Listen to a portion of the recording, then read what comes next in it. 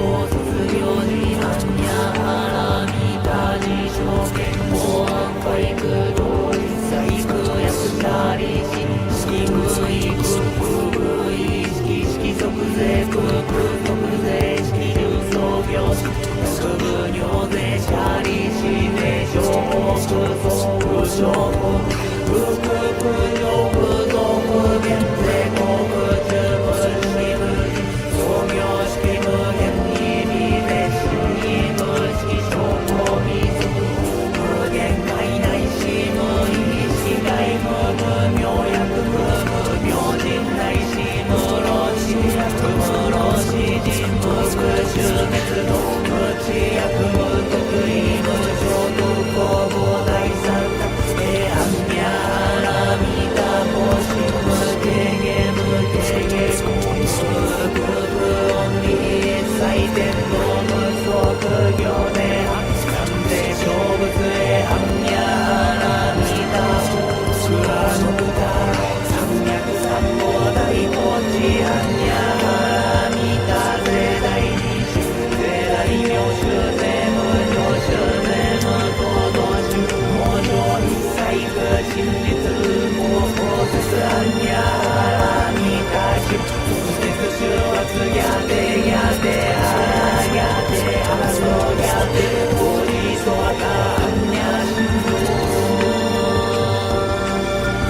今はくはこの服を持って山でくり祭に食べないし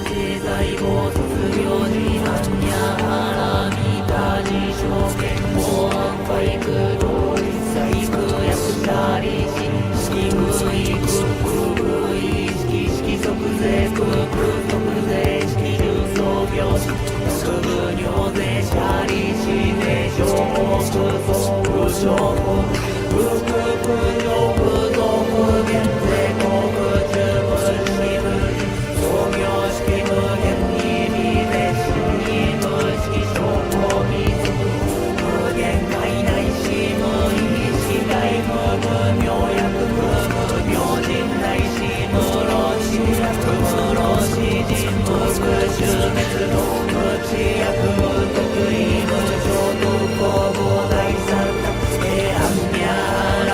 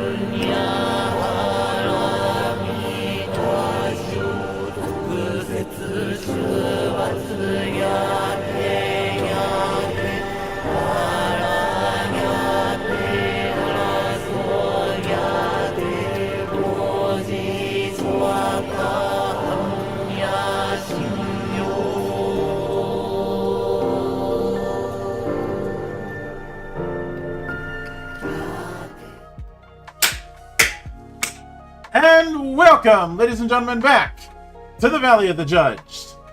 I am your one and only gaming monk, better known as Mildra, and with me is a newcomer into my monastery, making his debut for both the monastery and for Valley of the Judged.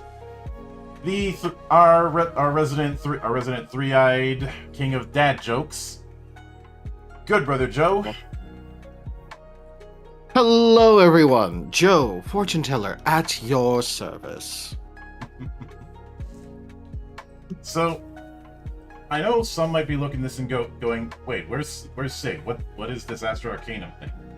Well, Sig has a prior engagement and he didn't want to double book, but I saw this as a golden opportunity to bring Joe in for a bit of a taster for how things are going to come in when he is going to be more frequent for the Thursday stream with myself and Brother Monarch. Plus, I will do my best. There were a few developments that just happened to line up, and this being one of them. So Normally this would be a different week because of the 3-in-1 rule, but because of circumstances, it lines up perfectly. Right now, Metis Media, who I've previously covered with the various Historica Arcanum books that they've done for 5e, has decided to do their first science fantasy project and their first non-D&D product, in the form of Astra Arcanum. This is currently crowdfunding, and give me a moment, I will grab the link. You can do it, I believe in you. After I go through some Cloudflare bullshit, give me a moment. Now, full disclosure, I am one of the backers for this. Metis was asking for $30,000. At the time we're recording this, they are at $181,276, with 28 days to go.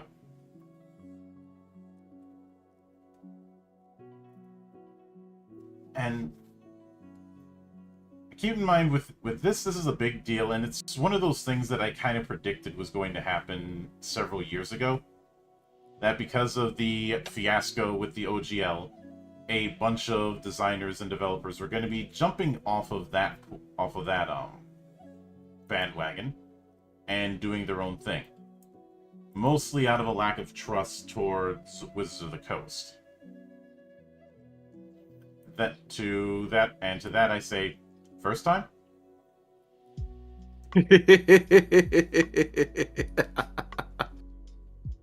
Like, when it comes to some companies, I am a professional hater. Usually certain sports teams, but I have hated on Hasbro and Wizards of the Coast for many years. I'm pretty sure I could go in and just go, I hate you, I don't even know you, and I hate your guts. Anytime the Seahawks or Mariners lose, I always blame Wizards of the Coast, because that's where they're headquartered. And I know some people will bring up the OGL incident as far as reasons to hate them, or the fact that they called the fucking Pinkertons on a guy because of their own fuck up. But I'm more reminded of the fact that one of their artists for the Ravnica expansion to 5e got detained for about a week because somebody at Wizards of the Coast forgot to fill out the right paperwork on their passport. Ooh. So they were stuck in a no passport hotel for about 9 days. I remember some people trying to play politics with that incident, but I was like, no, you didn't fill out the right fucking paperwork. If you're gonna be bringing people in internationally or going international, you got to do that. Yep. They didn't. And of course, there's other things. Most recently, there's the fact that their virtual tabletop project, I think it was called Nexus, which, as a wrestling fan, is a unfortunate name. That project ended up not even seeing the light of day, which is too fucking funny to me personally, because I had predicted that Nexus was going to fail. Basically, they're trying to do their own 3D virtual tabletop. Doing 3D virtual tabletop is already a tricky endeavor. They wanted to put it on consoles, which is really stupid. Yep. And even a 5e focused virtual tabletop, we've had Shard for about, I think, 2 or 3 years by this point. And that's pretty much what Shard does. It's a VTT solely focused on doing 5e. So there wasn't a market for it. And even now, with some of the improvements with the 2024 D&D books, there's been so much damage that a lot of people don't want to come back. And this trend of prolific 5e developers jumping off and doing their own thing, I know we've seen a lot of it over the last year, but trust me when I say we're going to be seeing more of it as the years go on. I don't see this kind of thing recovering for at least 5 years.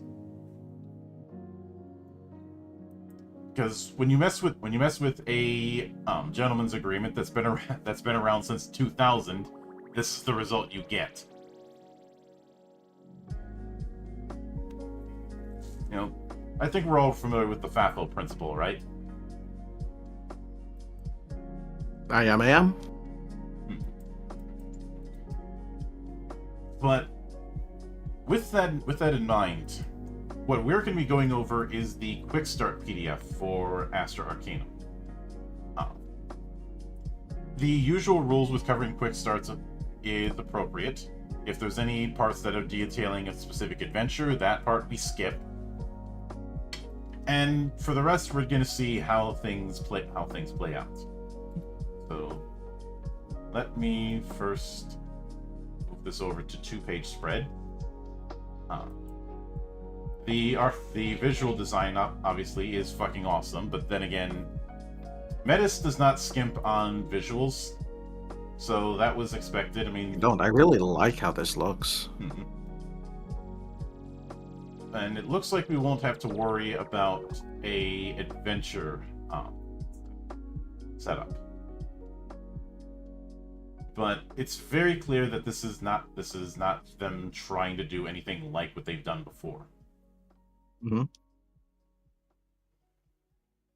a roundabout way, it kind of reminds me of the Genesis by Six More Vodka, which is one of the best free post-apocalyptic games you can get. Though the Genesis is more of a post-apocalypse. I'll share the link to the Genesis with you a bit later. And while I'm at it, I'm going to pin that. I'm trying to figure out how to put this on a 2-page setup on my side. Oh. It's no worries. Yeah. But it opens up with, "Welcome to Astra Arcanum, a tabletop role-playing game of conflict, survival, and the occult, set in a future where humanity has been orphaned from Earth.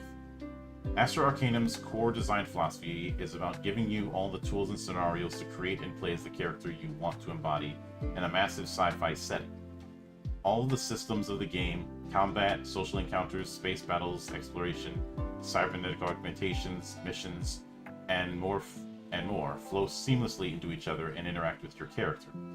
The player's preferred fighting style can mean the difference between high-octane engagements, with showers of bullets, blood, and magic, involving several dice being thrown, and a meticulously set up pinpoint strike from the shadows on an unaware target with the flick of a single buffed up d20. Characters' social skills and character backgrounds could mean the difference between having to comb through the slums of the Rust District chasing after gangs, to sneaking aboard a diplomatic solar cruiser to interrogate a water merchant from Europa without the guard detail noticing. Tools for the game master and the players are here to allow the creation of a unique sci-fi epic with deep and impactful customization, and intuitive rules into play without dozens of hours flipping through basic rules. But our vision for Astra Arcanum goes beyond just the rule set. We want to create a new, massive IP housing hundreds of great characters and epic storylines, just as we did with our precursor flagship setting, Historica Arcanum. We want to feed the setting with new adventures and supplements every year to grow the universe, so that every game master and player gets great new content for a game that they invest their precious gaming time into. That statement, that the second last paragraph there, it almost sounds like they are not going to be focusing on Historica Arcanum for the immediate future. That they're going all in on Astra Arcanum.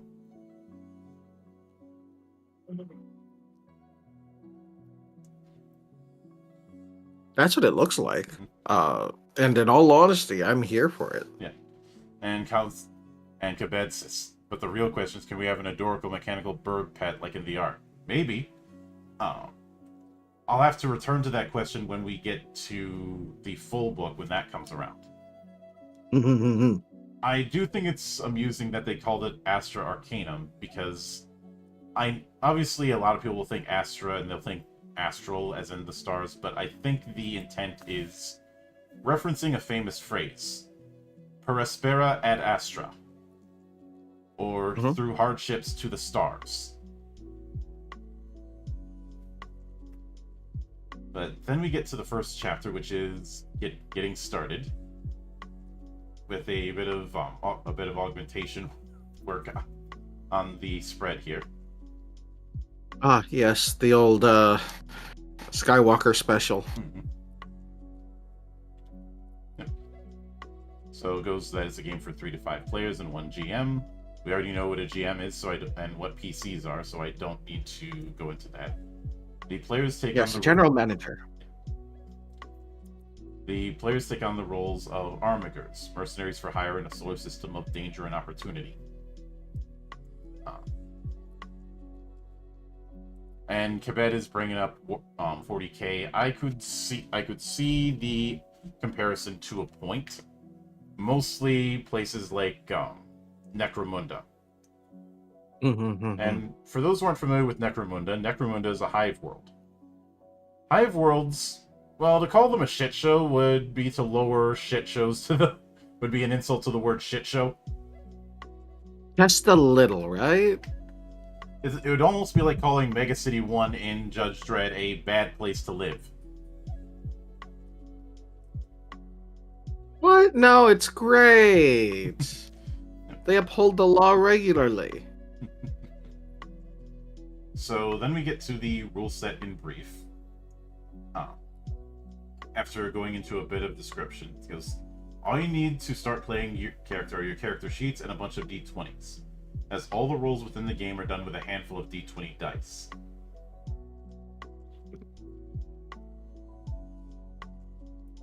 The philosophy behind this mechanic, I'd skipped a bit because it wasn't noteworthy, is to have intuitive rules that resolve within themselves. This means you won't have to constantly refer back to different corners of the rulebook or go back and forth with an opposing NPC.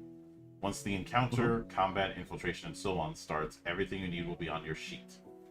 I can appreciate the everything on the sheet. That's something I try to do with Legend Edition, even though some people complain, why does the character keeper have to be 7 pages?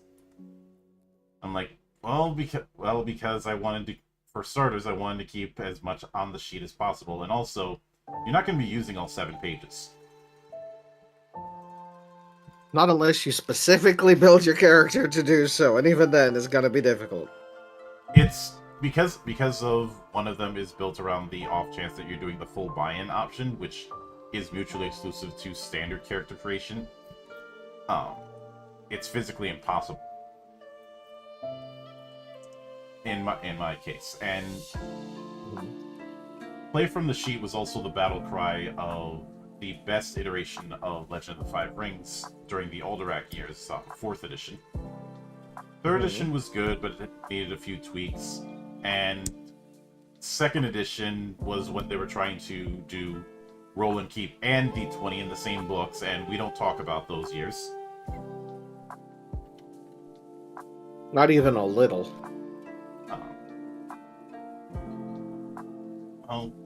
I'll put it this way: Roll and Keep and 3rd edition D20 are so vastly different from each other. It's not even apples and oranges. It is apples and asparagus. I could go for some asparagus right now, actually. But and they go into how combat is built on a tactical and immersive system, using a targeted damage system. So we may be dealing with location-based damage, which is always interesting. And since it talks about where injuries affecting specific body functions rather than depleting a general health pool, it looks like we are doing location-based damage, a la the One Roll Engine or Rollmaster, or even Dark Heresy to a point. Cool. Let me just activate VATS. And have you dealt with any games that in the past that do location-based damage, or has it mostly been hit points or wound systems with the games that you've run? So, anytime location-based anything was ever done, it was usually GM rule of cool, because the systems themselves never really did anything with it specifically. Yeah. But that's mostly because I did just certain iterations of White Wolf games and then your D20 games. Mm-hmm. They're also talking about vast options for character creation, and that is going to be interesting to me because there are plenty of games that have a lot of options, but also suffer from analysis paralysis. A lot of Universalist games that I've covered over the years can fall into this trap.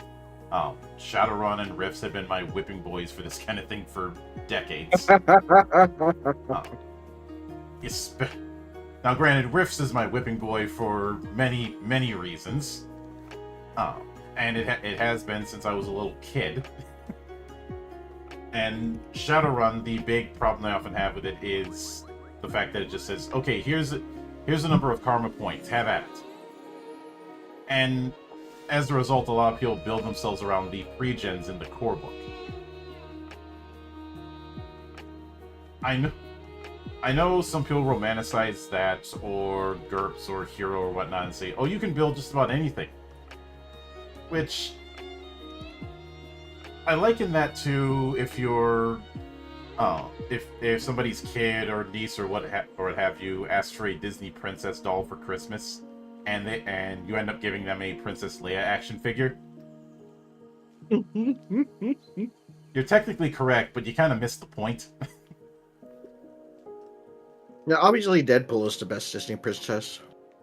You're wrong. It's Frankenfurter. You're not wrong. No. Frankenfurter wasn't a princess. Frankenfurter was a queen.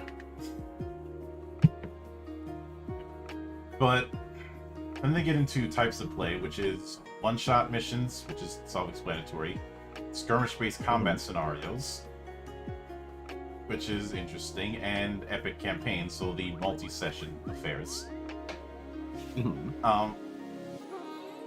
This is a bold move because now the one-shot and campaign thing, okay, fine, that's standard fare, but skirmish scenarios and one-shots, that is a bold move because that is two styles that you're trying to account for. So it'd be interesting to see if it can pull that off. I remember the Alien RPG, which I covered a while back, and I'll probably revisit that for the 2nd edition. How it talked about having a campaign and a cinematic playstyle. What it ultimately amounted to, which was kind of a disappointment, was one style used pre-gens and one style didn't. Yeah. Which is fine, but when you say you have two playstyles, that conjures up certain images.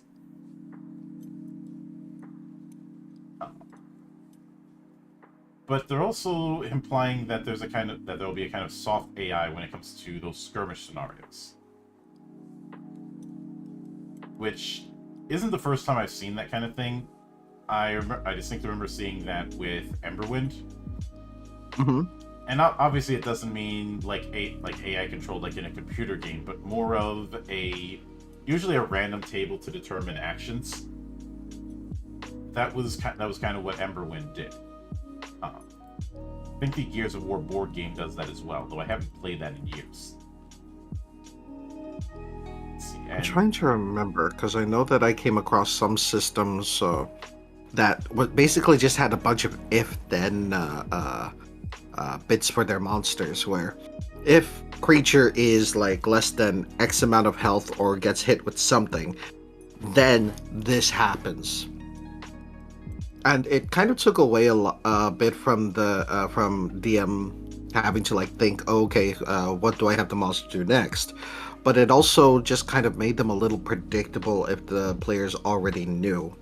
So unless the DM actually had something to plan for in terms of the if-then scenarios, then it kind of dumbed things down a bit too much. Yeah. Just for the sake of example, I'm going to share with you one of the sample monsters that was in Emberwind, so you can kind of see how they did it. So I'm going to DM this image.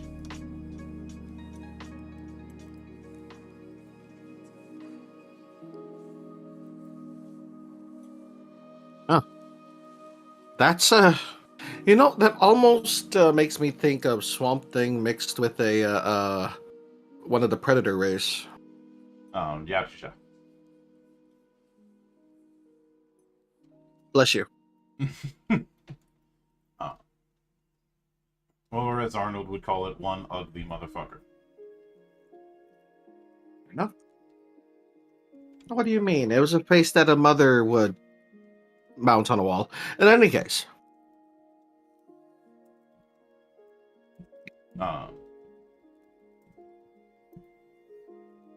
So, with that in mind, we have a nice little letter that goes into some of the setting. Mm-hmm. I was like this kind of scrap notes approach. Mm-hmm. Starting with the record of the Saravansa, and then the Ikarana, the Wars of Coherence and the Age of Inheritance, then the Age of Solar Sail and the Rise of Armatures. So basically, how things turn to shit and where we are currently. Let's see, as well as the Armatures and the future. This definitely looks like someone took a picture of their own desk in order to do. Yeah. Though, why they had a freaking audio tape on their desk, I'll never know. Yeah, an audio tape, some bullets that should not be where they are. Yeah, they shouldn't be scattered like that, for one thing. And a stray scope. I can't tell what kind of rifle that scope should be on, but it shouldn't be lying around. It must be a pretty small one, because that. Or those are really big bullets. They look like dum-dum stuff. I think those are, just from the shape of them, it looks like they're standard 9mm. And it looks like there's also a rifle mag at the bottom. Cabot would know. After all, they're saying they have several scattered on their desk right now. Maybe it's his desk. Their desk. But then we get into how to play. So obviously this is still a quick start, so it's going to be an introduction to the rule set. And they are planning on doing open playtests, but First thing we have here is what looks like a mock-up of how the character sheet is going to look like. I do hope there's going to be a version that is printer friendly, because this is very printer unfriendly. Uh-huh. But I do love the look here.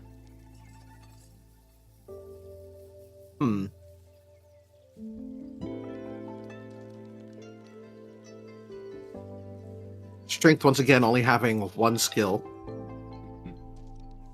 So some of the 5e DNA did carry over, especially with how certain stats still get more skills than others. What the heck is traversal? Movement, traveling across rough terrain, kind of thing. Oh.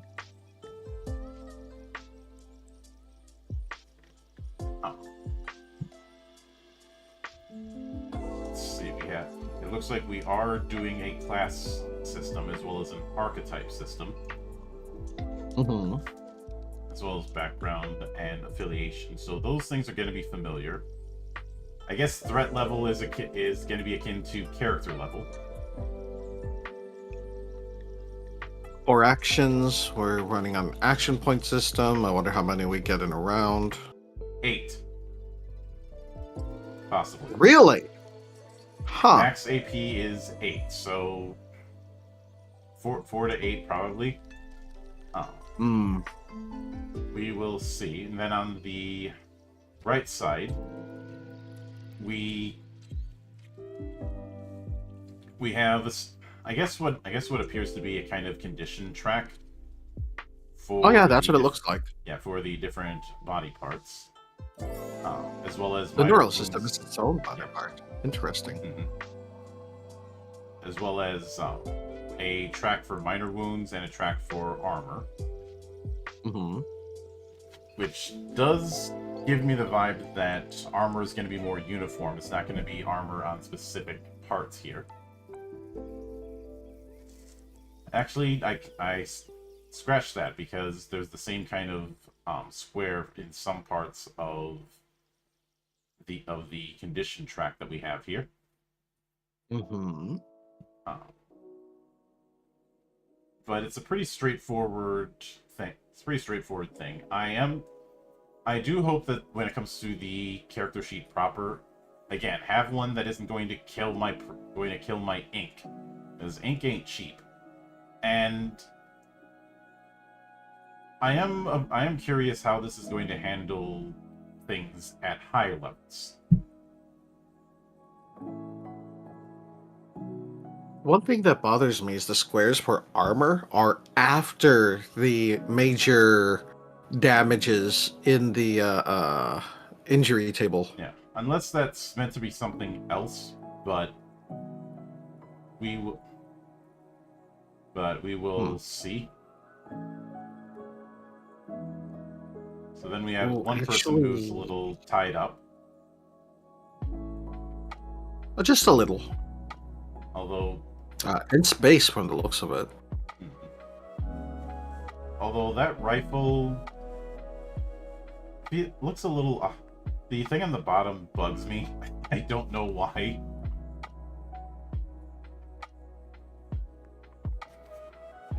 I even think it is. Is that meant to brace? Is this meant to be like a combat rifle?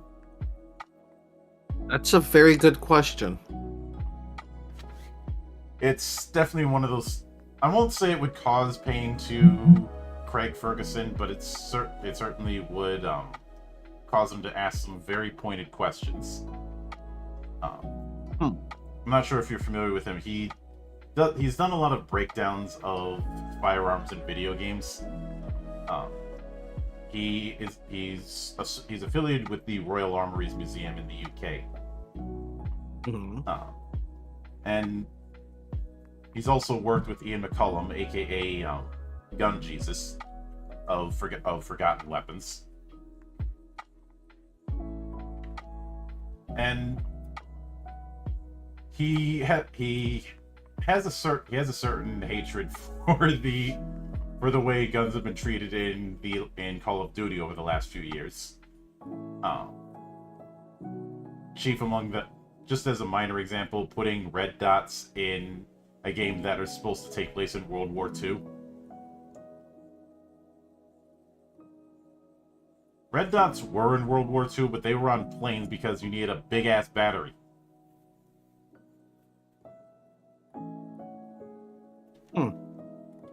But it almost looks like it's supposed to be some kind of mount, maybe the shoulder. Like Yeah, that trigger, maybe. like that trigger area. Maybe. Also, I do like this visual motif of the lines. We saw this early on as well. But getting to dice play, as mentioned, we're dealing with the D20 dice pool system. Mm-hmm. So you roll to get a final result above a set difficulty rating, specified either by the game or GM. The golden rule is that dice governs the play, so the difficulty rating is how hard the task is. And I see DR, and the first thing that comes to mind is damage reduction still. yeah. So every action has an action point value. Your maximum action points are determined by modifiers such as armor, cybernetics, feats, and spell effects. Unless modified, every player has 8 AP as their maximum. All spent AP are replenished at the very start of your turn. If an action is a reaction, it can be used during someone else's turn if the triggering conditions are met. Feats, Makes sense. class abilities, cybernetics, items, and so on can unlock new actions. For ease of use, we divide all actions into 2 categories, core and secondary.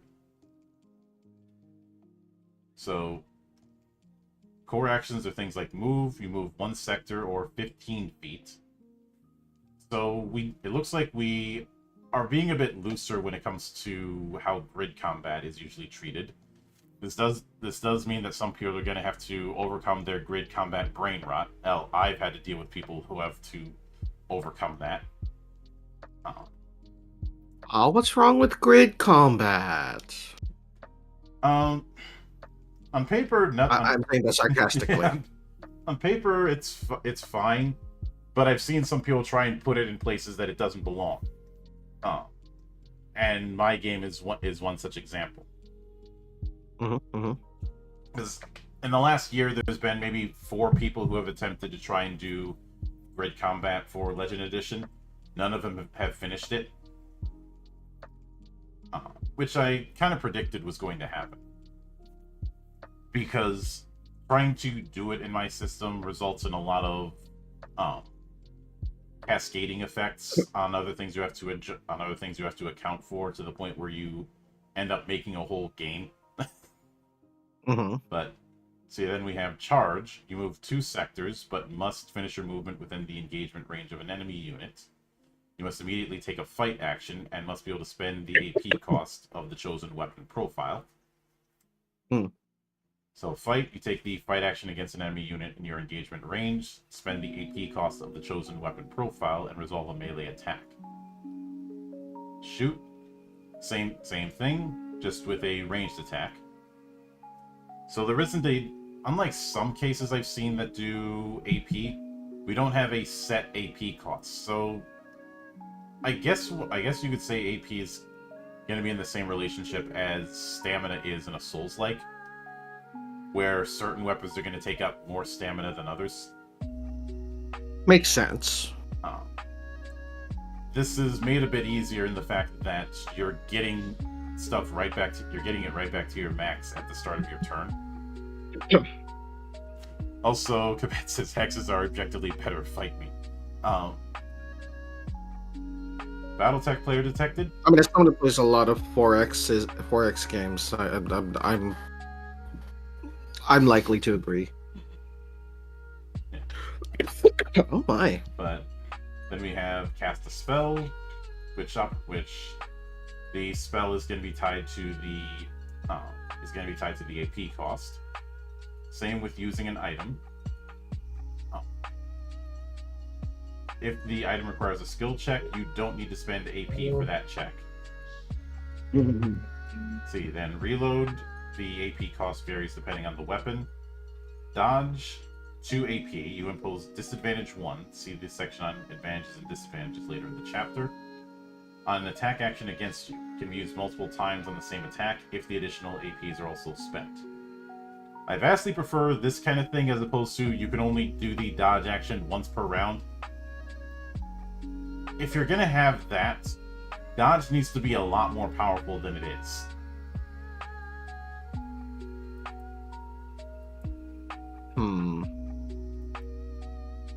Yeah. Especially for that much. My goodness. And yes, I am taking pot shots at certain litigious role-playing games that have dodge as a reaction, but you only get 1 reaction per turn, which leads into the too good to use problem, or the also known as the 99 megalixirs problem.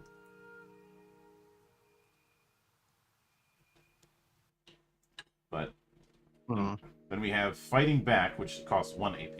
You can trigger Fighting Back after an enemy resolves a melee attack sequence on your character, or if a creature enters or leaves your melee reach without a charge action.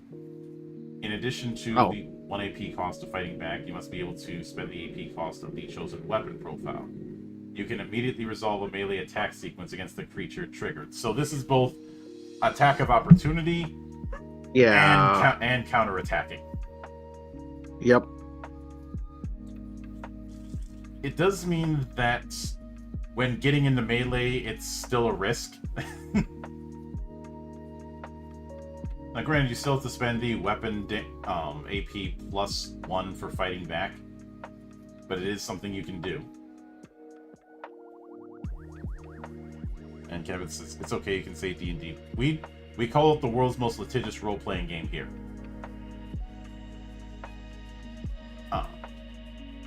But then we have command proxies, which take 2 AP. At the start of your turn, one of your proxies, such as drones or summons, you must use this reaction unless stated otherwise. Failing to do so will either skip the turn or dismiss the proxy, depending on the proxy profile. I guess since they're not using bonus actions, you're using a reaction. But are you limited to only 1 reaction a turn, or? I think the rule is if it's properly triggered and you've got AP to spend, you can use it.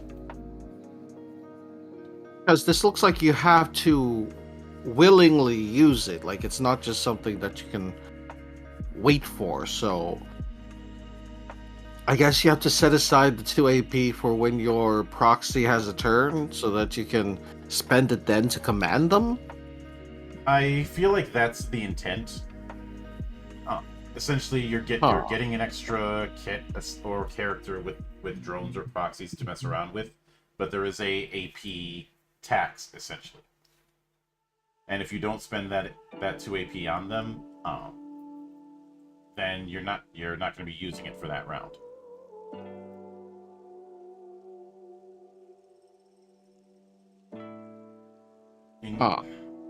I'll reserve judgment until we have full context, but I probably just cap the max AP instead.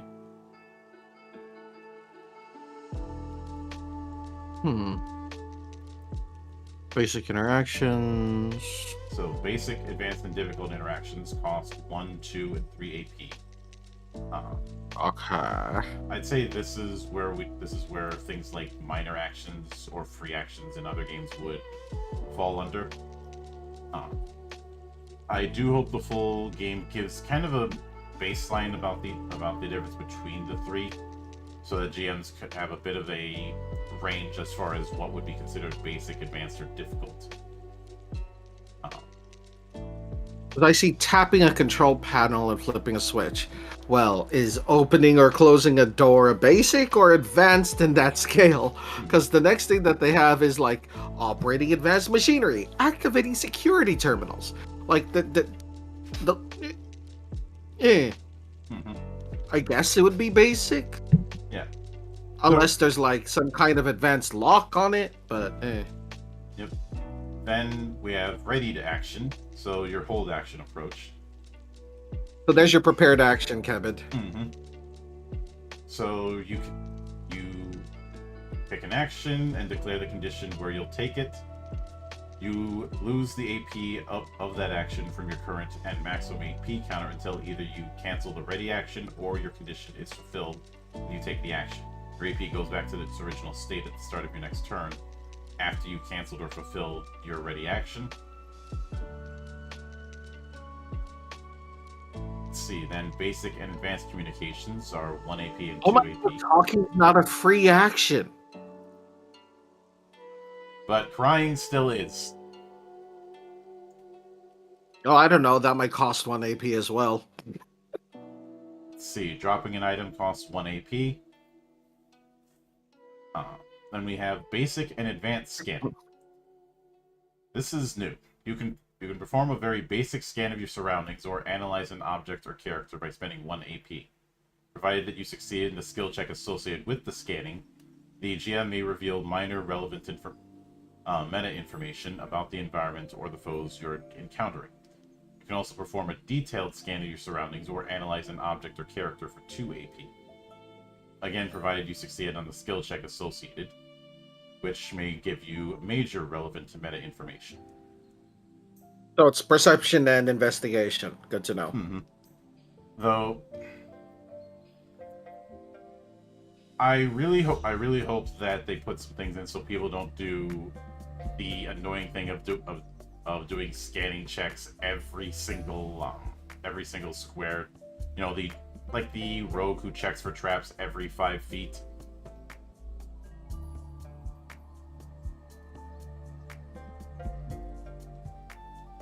But then we have the help action, which is 2 AP.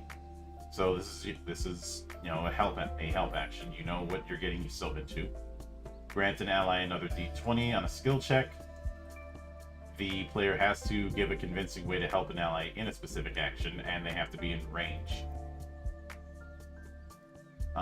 Physical contest, which is 4 AP. Things like shoving, pulling, grappling, knocking down an opponent within engagement range. It triggers a skill contest with the contender. Unless stated otherwise, a successful physical contest will give the failed contender the restrained condition. All creatures who are restrained lose 2 AP from their maximum at the start of their turns, and they cannot take the move or charge action at the start of every turn of both failed and successful contenders. But after the APs are lost, the skill contest is rolled again. If the contender is successful, they lose the restraint condition. So that's how we have our grappling set up. And So something tells me that there will be feats that reduce AP cost for a lot of these things. yeah, I see Kabed saying need a passive perception stat. I'm not sure if we do need it. And given the approach that this game is going with, I think a passive perception in that sense might be counterproductive. But then we have grabbing a weapon or an item from inventory, which is 2 AP. To reduce the scan every square issue. I think an easier way to fix that is just you have to be looking for something specific instead of I scan the environment. Like, one can lead to another, but that also kind of makes me worry that this is something that you are doing ideally in battle. Like, this isn't like your passive while you're wandering around, while you're going down a hallway, while you're looking at a room and talking to somebody, because that's probably going to require something else entirely. This is, I'm going to spend a moment in this fight to examine my opponent or whatever else is around me in order to try to get advantage in this fight situation. Yep. So in that case, I can understand it. A general rule I've always had is that unless there's a risk of failure, you shouldn't be rolling dice.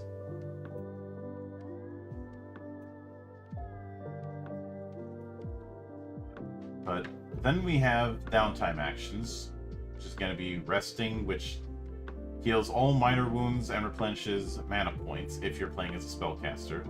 Systemic wounds and lost limbs do not get healed.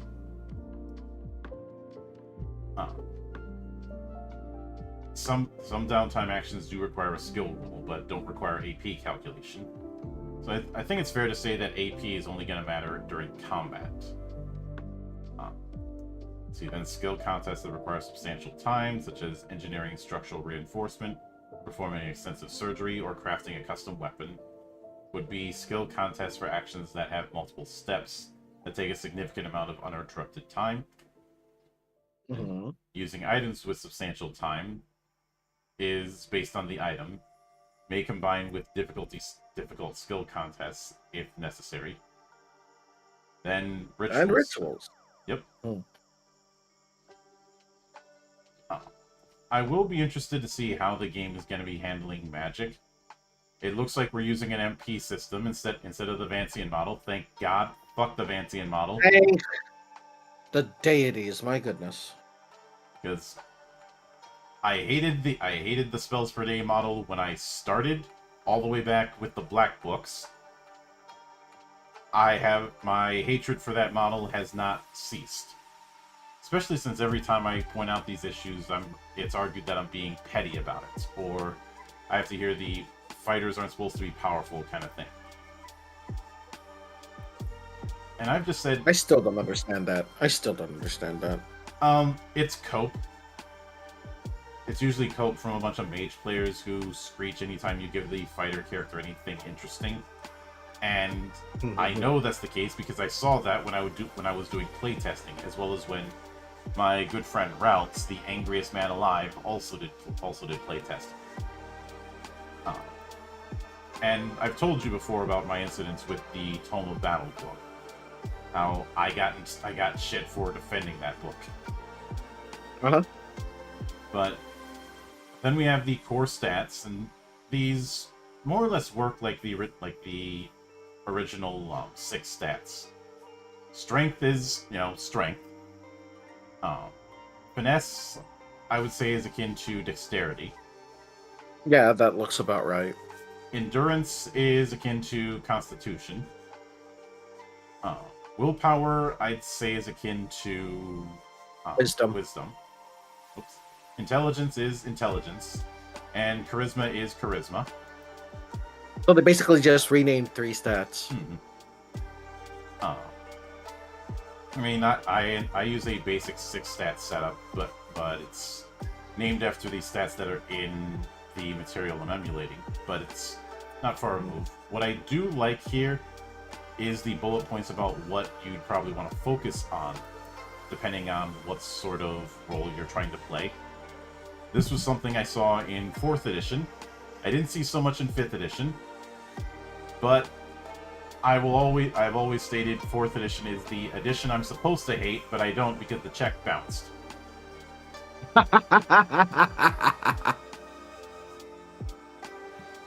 You want me to hate on 4th edition? Fuck you, pay me. Especially since the MMO complaint a lot of people made back then, I maintain was put forth by people who do not know shit about how MMOs actually work. Yep. But then we get into skills, which skill checks work by determining difficulty, then deciding the dice pool, then adding roll and add modifiers, then resolve advantages and disadvantages, and then determine outcome. So first we have the check difficulty, which is on the rule of 5 that we're already familiar with. So 10 being very easy and 35 being nearly impossible.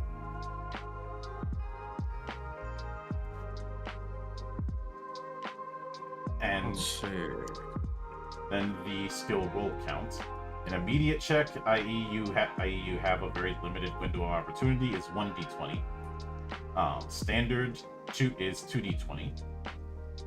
Okay. Substantial time check is 3d20.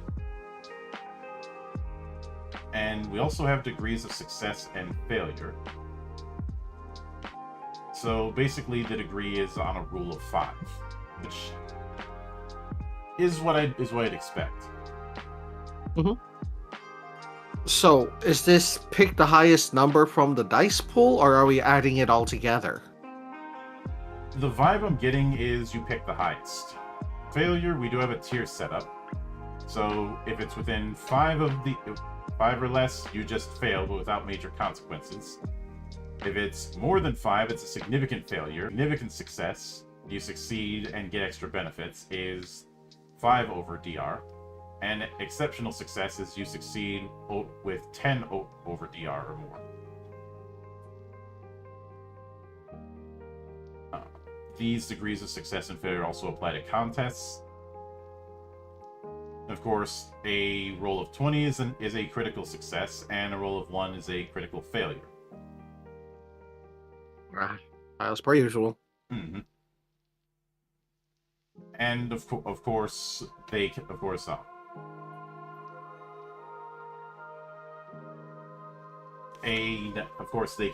in contested affairs they can cancel each other out and force a reroll.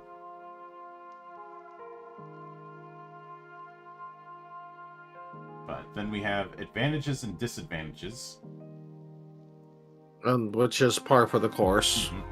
They will be referred to as advantage X or disadvantage X, where X is the number of dice that will be re-rolled. X can also be changed to all, referring to the re-rolling of all the dice. There could be conditional triggers for the advantage or disadvantage effects, such as disadvantage 1 on ranged attack rolls. When an advantage effect enters into play, the player who benefits from the advantage starts re-rolling the amount of dice specified in the effect. Unless the benefiting player prefers otherwise, the re-roll starts from the lowest roll of the pool. The benefiting player may also prefer not to re-roll anything, or re-roll a certain number below X. If there are fewer dice in the pool than the dice specified in X, re-roll all the dice in the pool, and disregard all the excess advantages. Similarly, disadvantages start with the highest roll. So this is I'd say this makes the advantage disadvantage thing significantly more painful than it would be in more standard affairs. Mm-hmm. Because imagine if you actually get let's say a natural 18, but you're rolling with disadvantage 1. So that natural 18 and maybe a garbage number, that 18's got to get re-rolled. So you end up seeing that you rolled well and have to have it taken from you. No. Mm-hmm. And once you've done these rerolls from advantage or disadvantage, you can't do them again unless an ability gives you the option. And they do cancel each other out. Now, if you have the advantage all condition, only a disadvantage all can cancel it out, and vice versa. It does also note that when applying disadvantage X on spells, the benefiting players can choose to start the reroll from successful casts rather than overcasts. We'll probably get into what overcast is later. But then we have a list of skills and masteries. I guess the skill and mastery thing is the whole proficiency and expertise dichotomy. You've got a skill, you get +2. You got a mastery, you get +5. It almost reminds me of like how White Wolf did things with their skills. Mm-hmm. And looks like I was right when it comes to traversal, but it also applies to 0G. That's fair. That's fair. Maneuvering in 0G is not easy. Mm-hmm. Then we have character creation. So the first step is details, and there's something quite fitting about a modern suit, but this woman is still using what looks like a wheel lock pistol. No, not a wheel lock, just a rotating barrel pistol. Oh, Huh. Yeah. Also, nice cape. Mantle? Cape. Mhm. I see that, and I immediately think of Rogue Trader.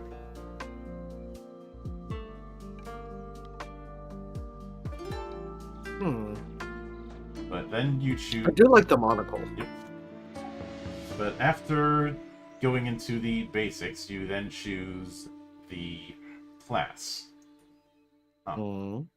which can grant unique options, special combat resources, potentially spellcasting rules, and access to specific class feats. I have a feeling that we're not going to be dealing with that ASI alternative for class feats in this, as opposed to feats in the world's most litigious role-playing game, which let me just say that the way feats are handled in 5e was a masterclass in missing the point. Feats were introduced as a way to personalize one's character beyond your choice of race and class and spells, depending on your build. Mm-hmm. And treating them as this alternate to ASI that you're only getting every 5 levels, or every 4 levels, miss the point of them entirely, because the feats aren't powerful enough to warrant that limitation.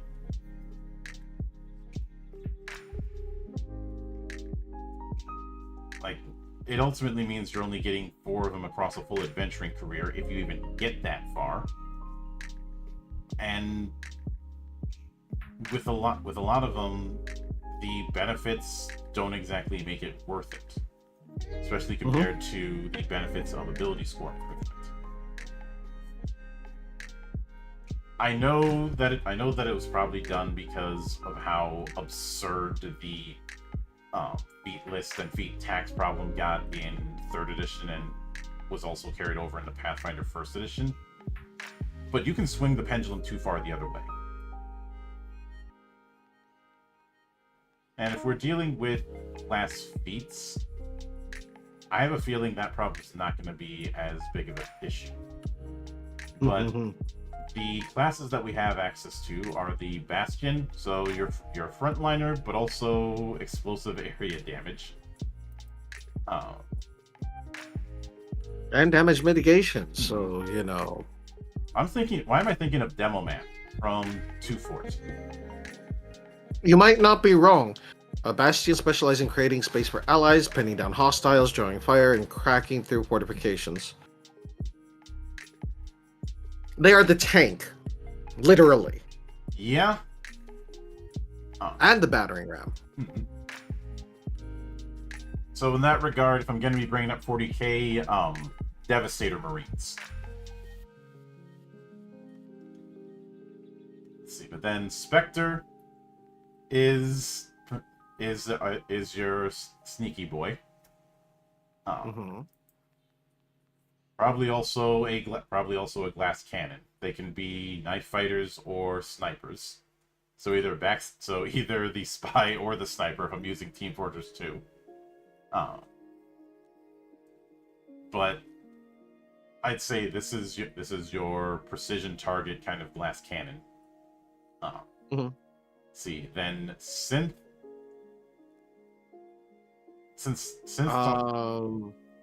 These are the hackers. They also have the drone pets from the looks of it. Yeah. I'd say if you've played Cyberpunk 2077, this would be akin to doing a Netrunner build. Yeah. And obviously, if I'm going with that, the Bastion is a solo build. But then we have Scion. Scions are Eldritch Arcanist, so this is where we have your spellcaster. They also talk about high risk, high reward, so I'll be interested to see how spellcasting works in this system. They wield reality-shredding spells, manipulate space, flesh, and minds, and pay for it in blood, sanity, or worse. Ugh. So it looks like we have 4 schools for the spellcasting: Astral, Entropy, Psionic, and Occult. I hope that they're Huh. not just different spell lists, but I'm glad we have actual spell schools instead of casting classes getting their own list. I've never been a fan of that. Let's see, then Vitalist. This is the medic. This is your medic. This is your white mage. All of that jazz. Mm-hmm. Oh. Tactical support surgeons. Hmm. Your Also very, very useful for getting information out of people. Yep. Your pharmacist or your harmacist. Mm-hmm. Especially with things like surgical damage and anatomy and toxins.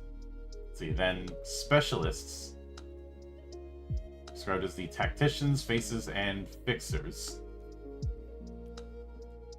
It seems that they're a bit of the diplomancer, but also a bit of the warlord archetype. Yeah, they're the social foo. From the looks of it, it's like there's one class for every stat almost. Pretty much in the same vein as there most literally was back in the day of D20 Modern and nowadays with Everyday Heroes. Mm-hmm. But after that, you choose an archetype, a specialized subclass, that gives you new class actions, new traits, narrative triggers, and threat level alpha archetypes also give out starting items. So you're choosing your subclass right out of the gate instead of getting it every few levels depending on class. I'm glad for that. You'll also be able to upgrade your archetype after reaching certain levels or pick up a new archetype in addition to your current one. Upgrading archetypes... Okay, I like that. Unlocks powerful new abilities, whereas picking up new archetypes or even multi-classing will allow you to create unique builds. So, you can multi-class. It'll be interesting how they handle multi-classing, because that's one of those things that is fraught with landmines in some games.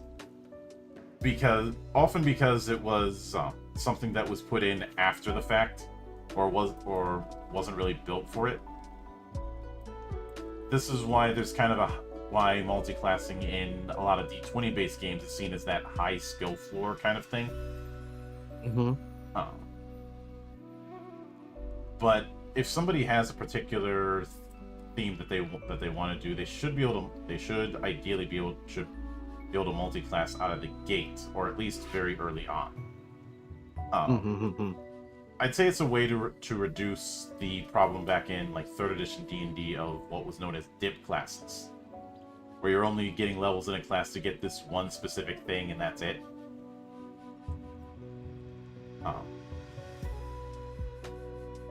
I think Fighter got the dip class. No, it wasn't Fighter. It was Barbarian got the dip class treatment a few times. And with some class-based games, when it comes to multi-classing, it's really one of those things you have to build from the word go.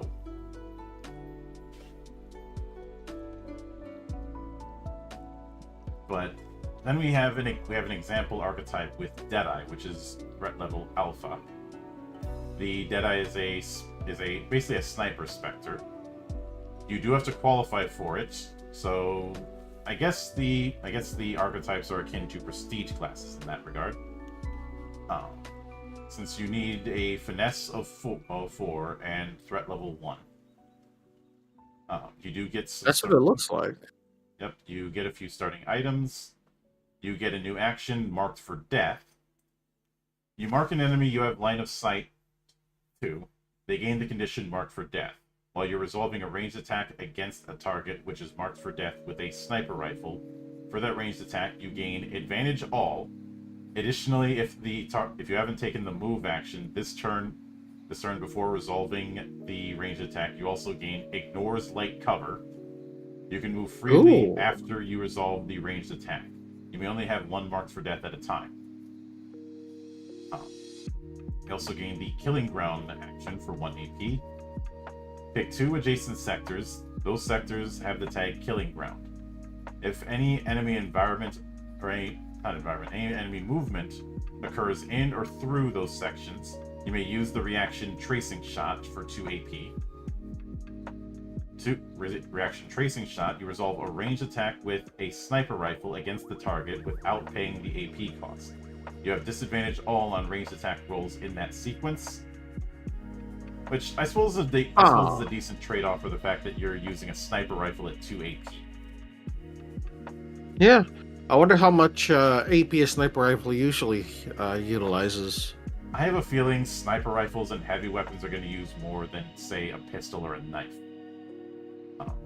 And you have the passive long-range skirmisher. If a ranged attack targets you from 2 sectors away or further, you can resolve 1 dodge action without paying for its AP cost.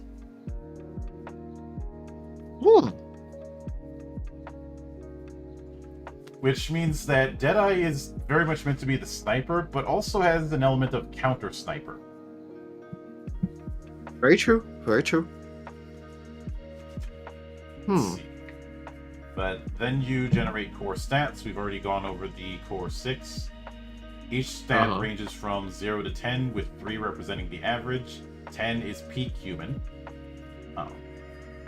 All stat generation methods are rolled first, then assigned. Okay. So you can either do the roll-based array, which is roll 3d20 and drop the highest and lowest, and then divide the result by 3.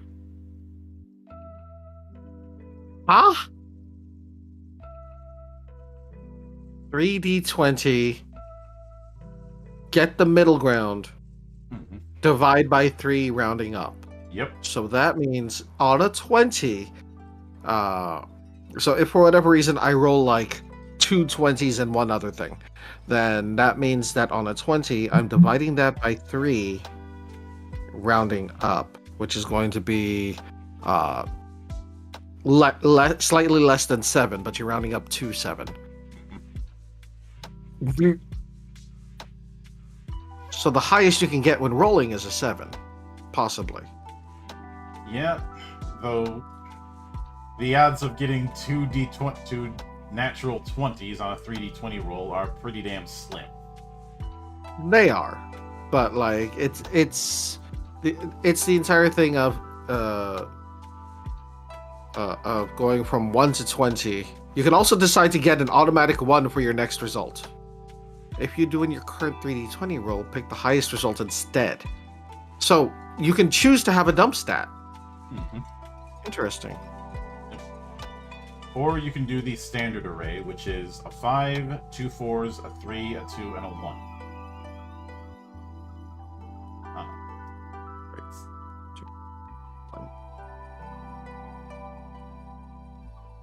I have a feeling down the road somebody's going to come up with a point-based array if the developers themselves don't.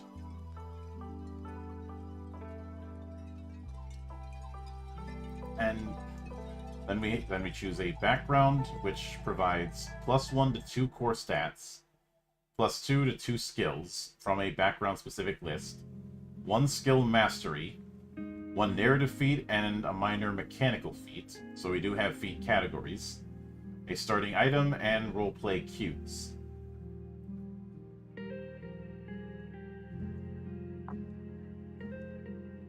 And then we have an example with the Disciple. See, core stat increase. So, say Disciple would be equivalent to the Acolyte background in 5e. But but the thing with backgrounds in 5e is that they didn't have much in the way of stat bonuses. In fact, they didn't have it at all. It was mostly just getting a few proficiencies and one feature that was very, very situational. Well, they have a major and a minor. Most groups in the system will view it as an emissary piece. +1 to charisma and finesse for Disciple.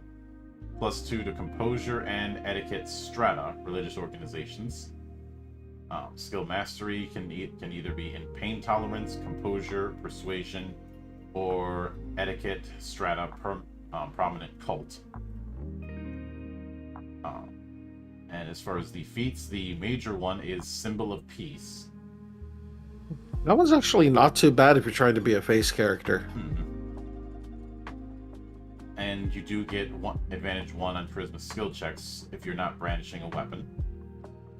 The minor feat is Quiet Comfort, which is 1 AP. Allies near you are reassured in the face of danger. You can spend 1 AP to give an ally in the same sector as you 1 additional AP. Oh, that's nice. Yeah. Then starting items, robes and accoutrement of your order, and a solar truncheon, a melee weapon. So, yeah, the holy beat stick. Good to know. See, then you choose traits, which are narrative tools that provide insight. Traits do not offer mechanical bonuses, but they might inform GM decisions. This is a blank check that I hope the full book has a few more examples. Obviously, we're not going to have that in a quick start, but it'll be nice to have. But then you pick starting items. Your starting gear is determined by a combination of your background, class, and archetype. Starting loadouts include 1 to 2 weapons, an armor set, so armor is going to be in sets. Looks like I was right on that point. 2 to 3 utility items or cybernetic or mods. Class-based consumables or tools, and then 250 to 500 credits.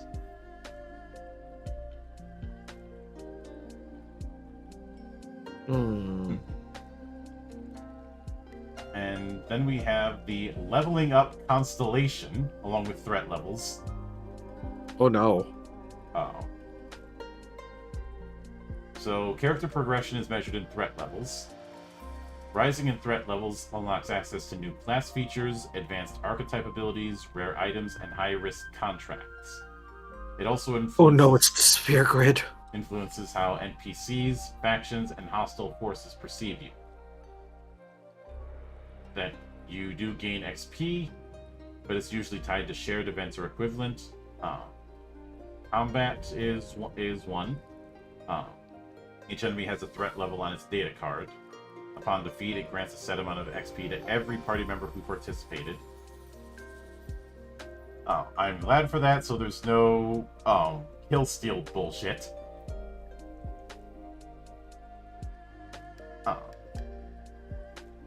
Though it also looks like we're not doing challenge rating. Thank the merciful Buddha above that we're not doing that.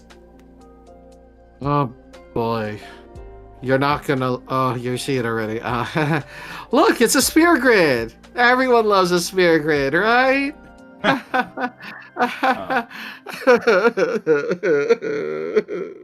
I don't think this is doing a sphere grid. This is a good old-fashioned class tree. I have a sphere grid in my system, but it's not exactly what people might think. But this is just what I see out of this is a class tree. It could result in the possibility of getting certain things that you don't want to get what you actually want. What I am curious about is if it's going to be a universal thing, or if there's going to be a different one for each class. But they do say work in progress, so I look at this as a kind of proof of concept. Characters gain a new threat level every time they accumulate exactly 5,000 XP. That's nice. Yep. Oh, sorry, I'm reading ahead. Yeah, or they can level up based on story milestones instead of XP gathering. I usually do milestone based in my campaigns, since I'd rather have control over when people level up depending on where they are in a story. Yeah, I find that doing an individual XP counter for everyone just kind of makes things feel a little too grindy if everyone just kind of like focusing more on gaining XP than enjoying the game. Mm-hmm. There's also the fact that as I mentioned, I started with AD&D, and I remember the varying XP levels that had. Where some where this was the argument for balance that, say, casters leveled up slower than other classes, because they were balancing across campaigns instead of balancing at given levels, or attempting to anyways. But sometimes it results in situations where everybody's got enough to level up except for that one guy who's maybe 500 XP short, and it kind of feels like the I got a rock moment in the Halloween in a Halloween episode of a Peanuts short. You know, everybody got different kinds of candy, and Charlie Brown gets a rock.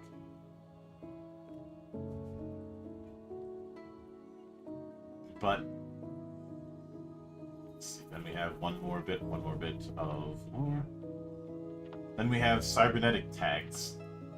Cybernetics include tags that reflect their design, appearance, and ethical implications. These tags help GMs and factions react to characters visibly altered by machinery. So common tags are invasive, replaces or destroys organic parts; integrated, fully blended into the body; external, clearly visible; black market, self-explanatory; and just a bit modular, can be swapped or removed easily. When your nervous system is damaged and you receive the system shock condition, all installed cybernetics are non-functional. Even passive cyberware becomes inert until the system is stabilized or repaired.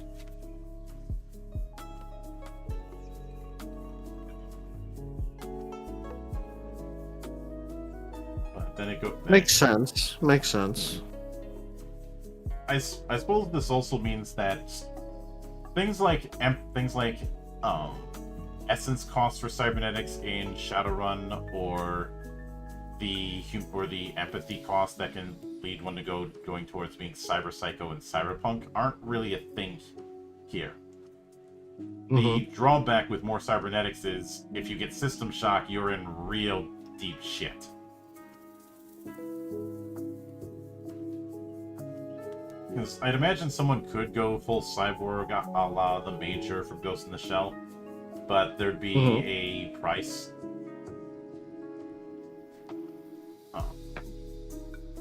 I would also think that there'd be a number of groups that would have issues with people who have too much hardware.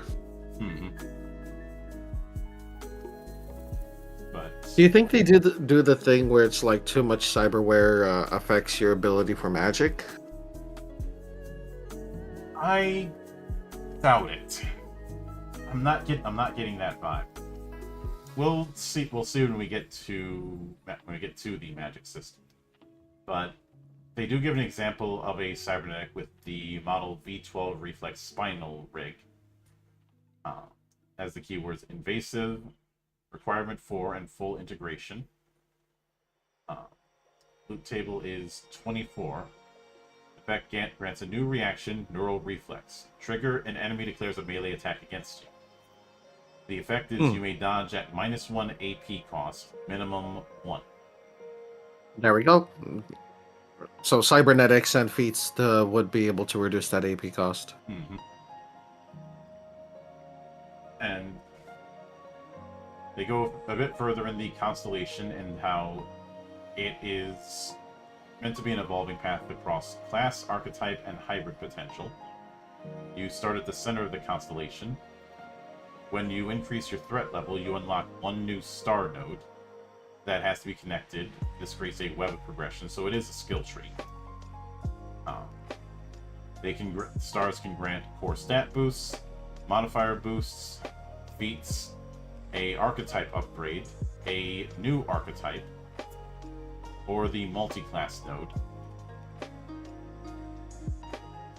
The multi-class node allows you to open a path to other ability trees, essentially doubling your presence in the constellation. Within this node, you can learn core abilities from other classes, access a new archetype, or choose feats and actions typically locked to a class you don't have. So Sphere Grid. Yeah. This also allows for things like the Bastion Scion tank, who casts spells while encased in Juggernaut armor, or a Spectre specialist that marks targets and coordinates team tactics with sniper fire. But there is a trade-off. Progressing towards the multi-class node usually means missing out on your class's archetype upgrades and higher tier features. And specialized builds will often outperform hybrids in raw power within a narrow focus. So it's not complete open season. No, but it might be open season 2, because that one wasn't as good. Let's see, then combat and movement. So movement, combat is doing the 10-second rule, and is sector based.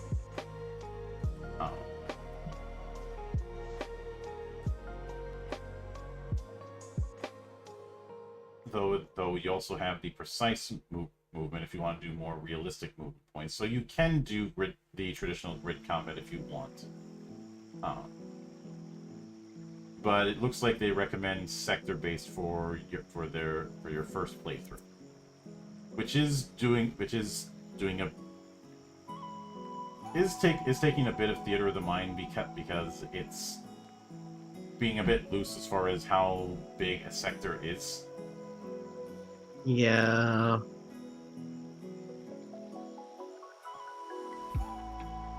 Let's see, then line of sight. So line of sight is pretty self-explanatory. Then combat modifiers. So initiative, which is standard, is 10 plus your finesse, though it looks like you do not roll initiative. Let's see, then ballistic skill, your ability to use ranged weapons. This is based on your class and is either tied to strength or finesse, as well as your threat level. Melee skill works similarly, but is tied to either strength or finesse plus your own threat level. Arcane skill is your ability to use magic. It's based on your class, but is always tied to will and threat level. In certain classes and subclasses, arcane skill can either be used as a direct modifier for spell rolls or as arcane manipulation points. Interesting. So we don't have a one-size-fits-all regarding spellcasting. Curious. Yep. Then we have the action points. We already went over that. We have minor wounds. This represents the basic hits you can take. It is based on your class, but is always tied to endurance as well as your threat level. Systemic wounds. The systemic hits you can take from all the critical systems. Each system has 4 damage slots. And then armor Which we grade. saw. Yep. Then armor grade. The total amount of armor points you can use to shrug off systemic wounds. Loss of all armor slots also means that, unless specified otherwise, all abilities and tags coming from the worn armor are also lost. So one good hit on my arm would destroy my arm armor and start causing me to take systemic wounds. Yep. Good to know. So that we already mentioned initiative. Initiative is locked. We do have a rule for ambush. All actions from the ambushers, including attacks and spells, have the ambush trait. After this combat round, the combat follows the initiative order, starting from combat round 2.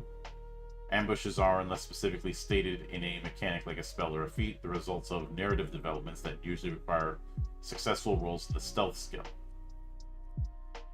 So essentially, ambushers get 1 free turn.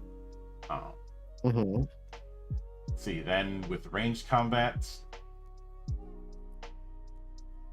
it is working the way we have standard rolls work. And after tells you.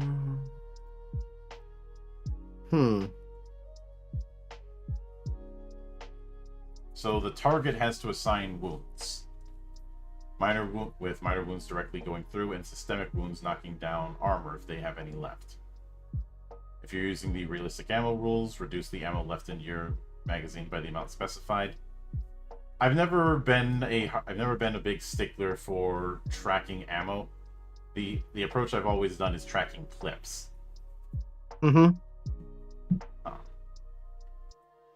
Mostly because unless I'm So, doing a specific kind of game that's built on resource management, like if I was running a Resident Evil style campaign, that I would do ammo tracking, because it's kind of the point.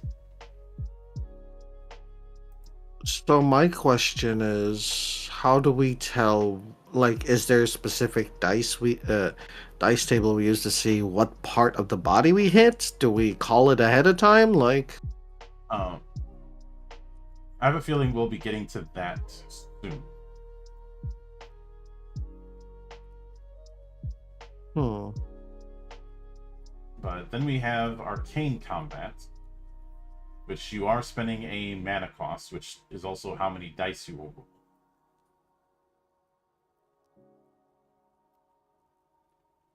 But other than that, it's working standard. And then we have a example weapon, this time being the Ares L54 line rifle. And you can't fool me, that's a Steyr AUG. That is a fucking Steyr AUG. No, it's an Ares L54. What are you on about? Which I like the Steyr AUG as a firearm. Only problem for me is it's bullpup and I'm left-handed.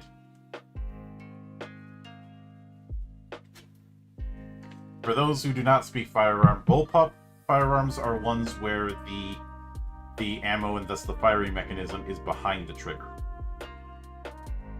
I mean, all you need to do is visit the left-hand. Sorry, what was Ned Flanders' store again? I'm sure he has a Leftorium. left-handed bullpup. And there Yeah, the are leftorium. left-handed bullpups, but you gotta move stuff around in there, and that's gonna mess around with the price. The reason why being left-handed with a bullpup is a problem is right where your face is gonna be is next to the ejector for shells. So right where your cheek is. So if you're left-handed and firing that thing, you're gonna be getting hit with hot brass.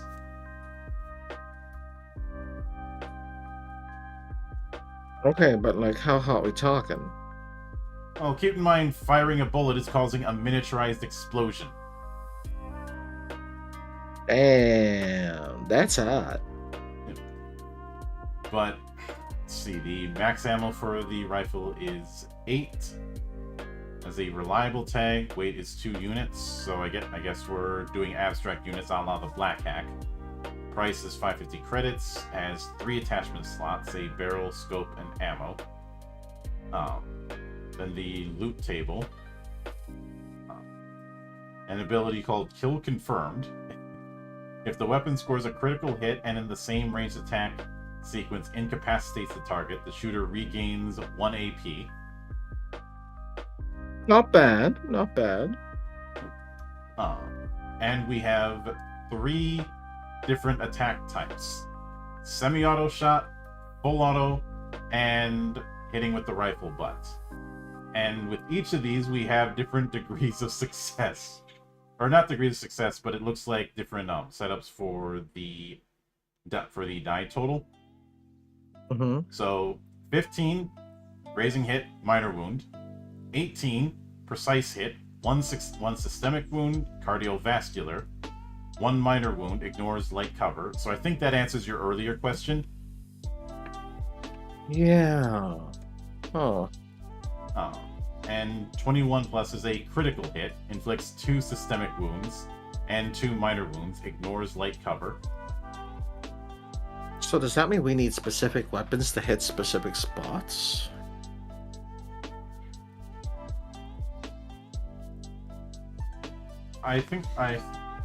Given that the rifle butt attack can inflict systemic wounds on musculoskeletal,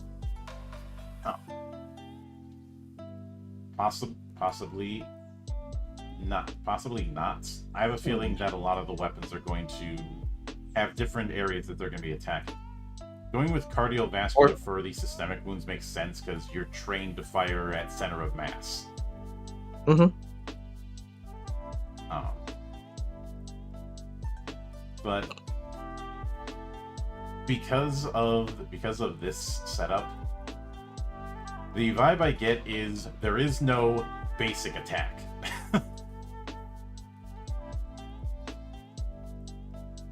And the rifle butt costs 2 AP, semi-shot and full auto costs 3. Mm-hmm. Full auto uses 3 ammo units, but both of them have a range of 5 sectors. Rifle butt has an AP cost of 2, doesn't use ammo, obviously, and has engagement range for its range.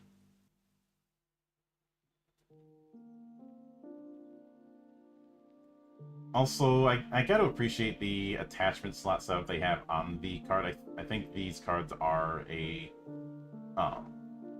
option on the Kickstarter.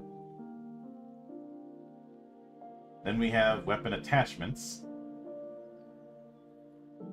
which each weapon has attachment slots divided into barrel, scope, or ammo. They are plug and play, installed during downtime or prep phases. And the example we have here is the 099 iBite reticle. Reduce critical hit threshold by 1. So on the sniper, the critical hit threshold is 21. So actually, I'm thinking instead of the natural roll, this is what you have to roll, and it obviously has to, well, hit.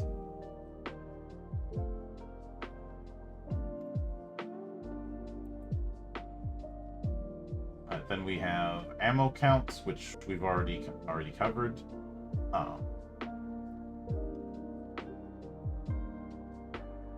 And want to see what, looking at that rifle, what the AP cost.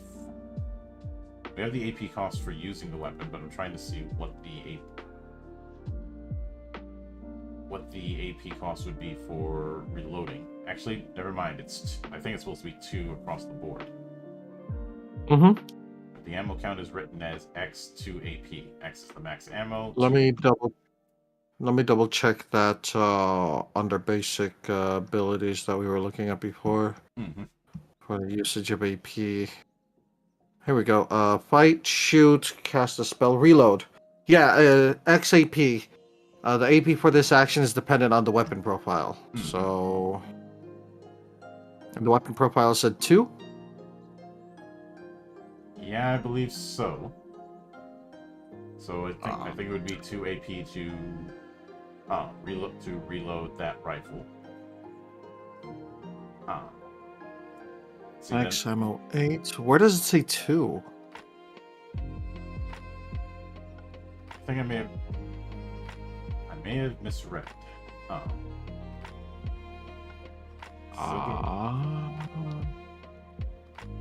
Actually, never mind. It does.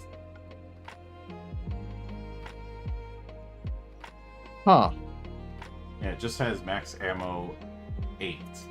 It does. The entry here does not have the cost for reloading. 2 seems like a standard number, but I hope that's something that's addressed when we get further. Because keep in mind, this is a pre-launch Quickstart, kind of a vertical slice. So you get what you pay for. But then we have armor, and the main things that armor grants is increased minor wound capacity. If you're wearing armor, you add a bonus to your minor wounds pool. And armor grade. Each systemic wound targets 1 armor grade instead of damaging internal systems until all armor grades are depleted. That explains why we saw those armor squares in the systemic wound tracks. Mm-hmm. Those get if you got armor and you suffer a systemic wound, those get taken out first. But it looks like there is a cost. Armor can subtract from your max AP based on the armor format we have here.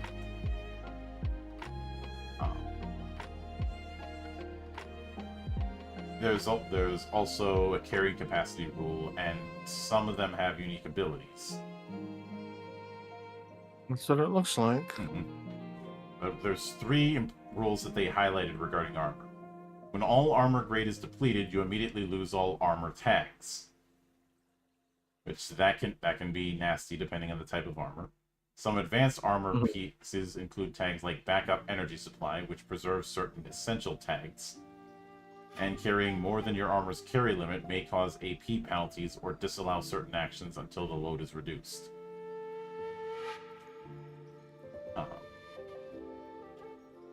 And now we get into spells. So each spell has an AP cost to cast and a number of d20s equal to the AP spent. For certain spells, most commonly rituals, characters can pool their AP together to beat a AP cost higher than what most characters have as their maximum AP.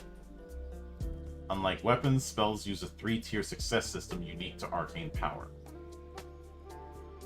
The tiers are Spell Rebound, usually rolls of 0 to 12. So the spell backfires and you get Arcane Backlash.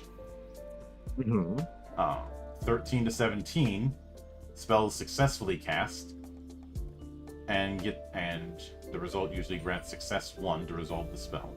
Or Overcast,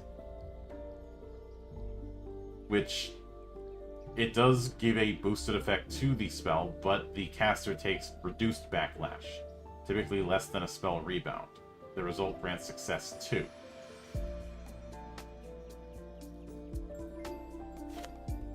And then we have Arcane Manipulation, where our advanced spellcasters may also learn ways to reclassify outcomes, i.e. treat overcasts as successes, ignore a number of spell rebound effects per spell, or alter harmful conditions or reduce feedback damage.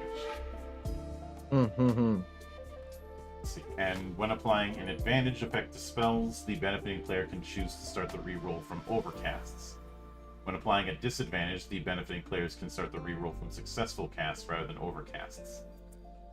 So, it seems like you want to roll in the middle when it comes to it, and in this kind of situation, messing around with those high rolls, if you're a caster, might actually be to your benefit. But sometimes you may want to overcast.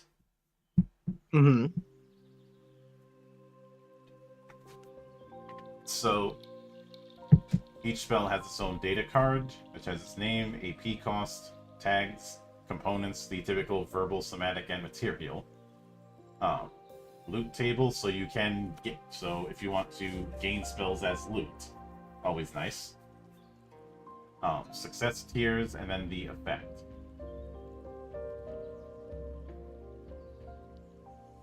And tags on spells may include target and range types, or schools of magic that define thematic and mechanical focus.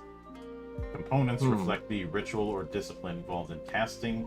Most spells require verbal and somatic components. Rare and high-level spells may also require material components. Interesting. And the example they give here is Mind Fracture. So the AP cost is 3, which means you're rolling 3d20 when doing it. Requires a wisdom of 4 or higher. Yep. So, if you get a spell rebound... Wait, so what's the AP cost? Is it the 3? Yeah. Huh. Sorry, just got confused because of the dice roll in there. Yeah, AP cost... The 3 is both the AP cost and the number of die you're rolling when casting. Fair enough. So, on a spell rebound, harmful, 3 minor wounds or 1 neural wound and suppressing. Ow. Roll a 12. On a successful cost, success 1. On an overcast, success 2, harmful, sector adjacent sectors, 3 minor wounds, 1 neural wound. So wait. So you and everyone around you takes 3 minor wounds and a neural wound Mhm. if you overcast. Yeah, and I mean, hmm. the effect is, in order to have just the basic effect, you need 2 successes, which gives me the vibe that uh, I'm not sure if I think when it comes to spell casting, it either wants people to cast in groups, or each one results in one of these things. Sorry about that. No worries. Especially looking at the +4 successes. On target sector, 5 minor wounds, 4 neural wounds, disadvantage 1, and disorienting. Disorienting has that until the end of the character's next turn, move action costs 3 AP. So I didn't see anything about successes vanishing over time. So this could easily be something that you stack on somebody. Like 1 success, cool, nothing happens. 2 successes, that first thing where they take 5 minor wounds, 2 neural wounds, etc. And then, say you overcast because you're surrounded. That way, that one person, as well as the sector that they're on, and we still don't really know how big a sector is. I think sectors are meant damage. to be abstract since it's leading into theater of the mind. True. But they had also said a sector is equivalent to 15 feet when we were talking about move actions earlier. So I think that's the general rule for it. So, considering that I highly doubt it's not going to be one person per sector, you could probably put 3 or more in a single sector. That's actually not bad crowd control. Mm-hmm. And when you think about it, if you overcast this, not only are you harming your sector, as in the 15 feet around you, but also the surrounding adjacent sectors. And I don't know if these things are squares or if they're hexes. I think that still needs to be decided, but that's a lot of area. Mm-hmm. Which I think it's meant to reinforce the fact that spellcasting can be very powerful, but you are playing with literal and figurative fire. I think Cabot had it right. This is very similar to warp casting. Mm-hmm. So then they have a whole chapter dedicated to the wound system, which some of this we kind of went into.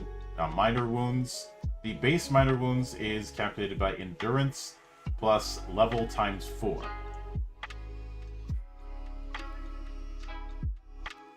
Which that may sound like a lot, but given what we saw with damage, that can add up quick. Let's see, then with vulnerabilities and immunities. With immunities, if you're immune to a damage type, you ignore systemic wounds caused by it. I'll be 1 moment. I need to take a quick bio break. Alright, no worries. We will hit the BRB for a couple minutes.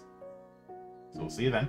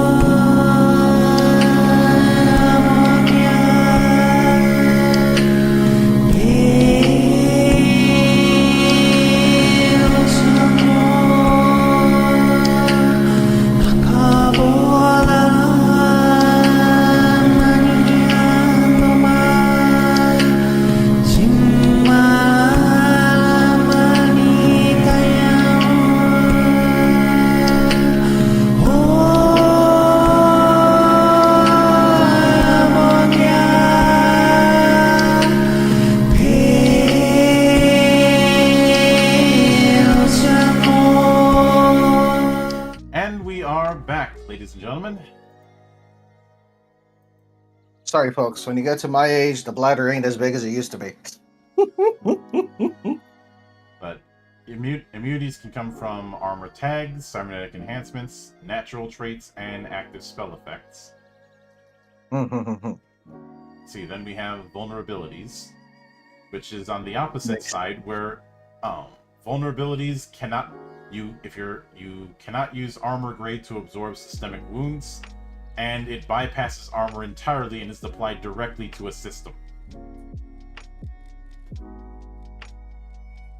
The way that they track wounds and damage and stuff like that just reminds me of the Kingdom Death Monster system. Most standard armor has a baseline vulnerability psychic unless stated otherwise.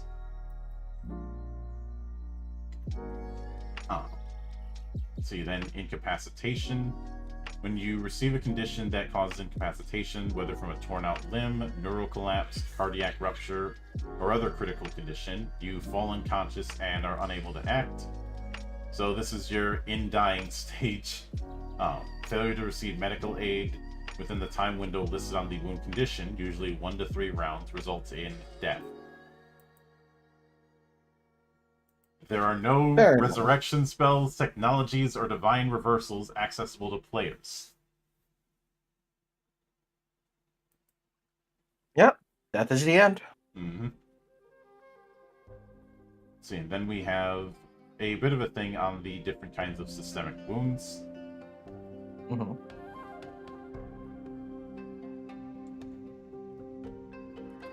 And a example card for the bestiary.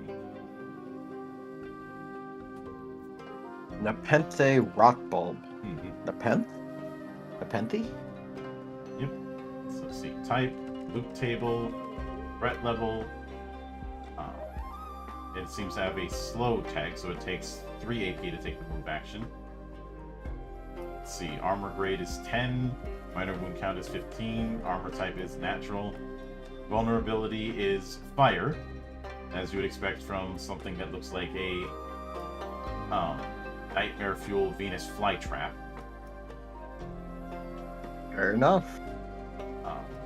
And a setup when it comes to the wounds, specifically some types of systemic wounds it seems to be immune, like neural and nervous. Makes sense. I don't think plants are known for having a nervous system. Then the attacks that it has, as well as the AP cost for them, and a representation of tracking the systemic wounds. Though some of them these could be particularly these could auto kill anyway, such as respiratory system. If it takes up max wounds, it dies.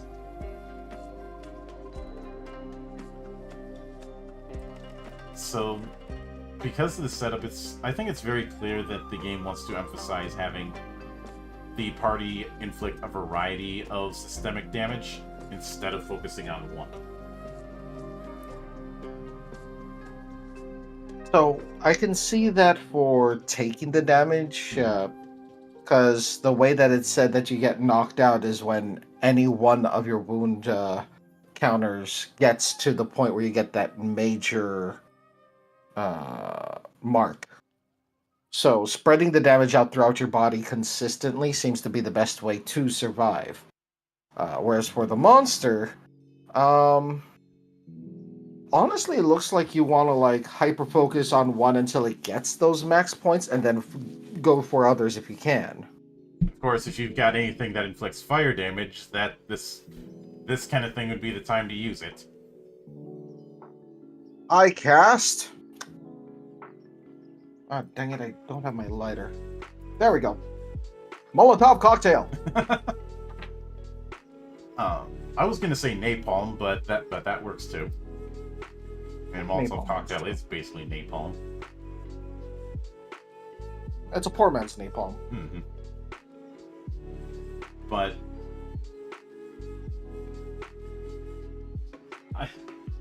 with that said, that more or less reaches the end of things when it comes to Astra Arcanum.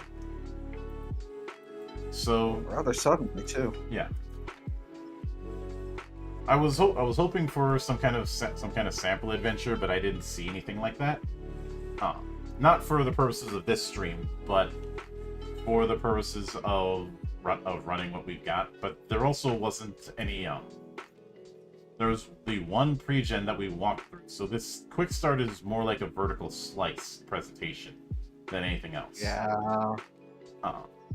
Well, I kind of would have liked them to add in like an example encounter, not really a adventure, but like X, Y, and Z character go into a room, someone does one thing, someone does another, encounter a monster, shows all the dice rolls and what goes on, you know? Mhm. Like the flow of combat. Yep.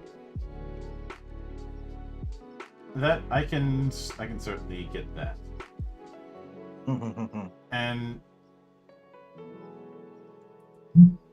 now, one of the stretch goals that they had was pre-gen characters, so that's been taken care of.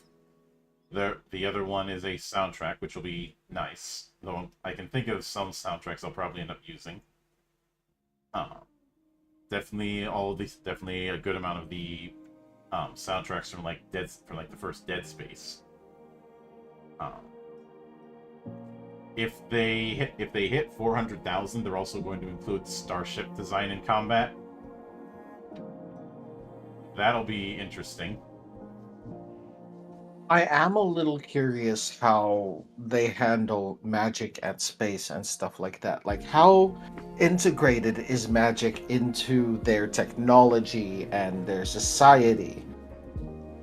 Can someone who has a decent amount of hardware still utilize magic?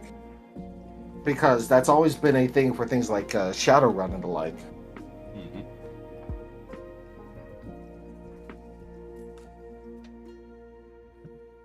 But I'd say the only issue that I have is I'm not entirely. They didn't outright specify when it comes to the whole rolling a d20 pool if you're keeping the highest or just checking which ones meet the difficulty or not.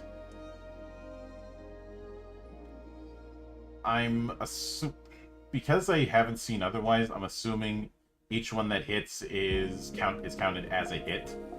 Which, if that's the case, then weapon damage could get really ugly really fast. Mm-hmm. But that would fit the fact that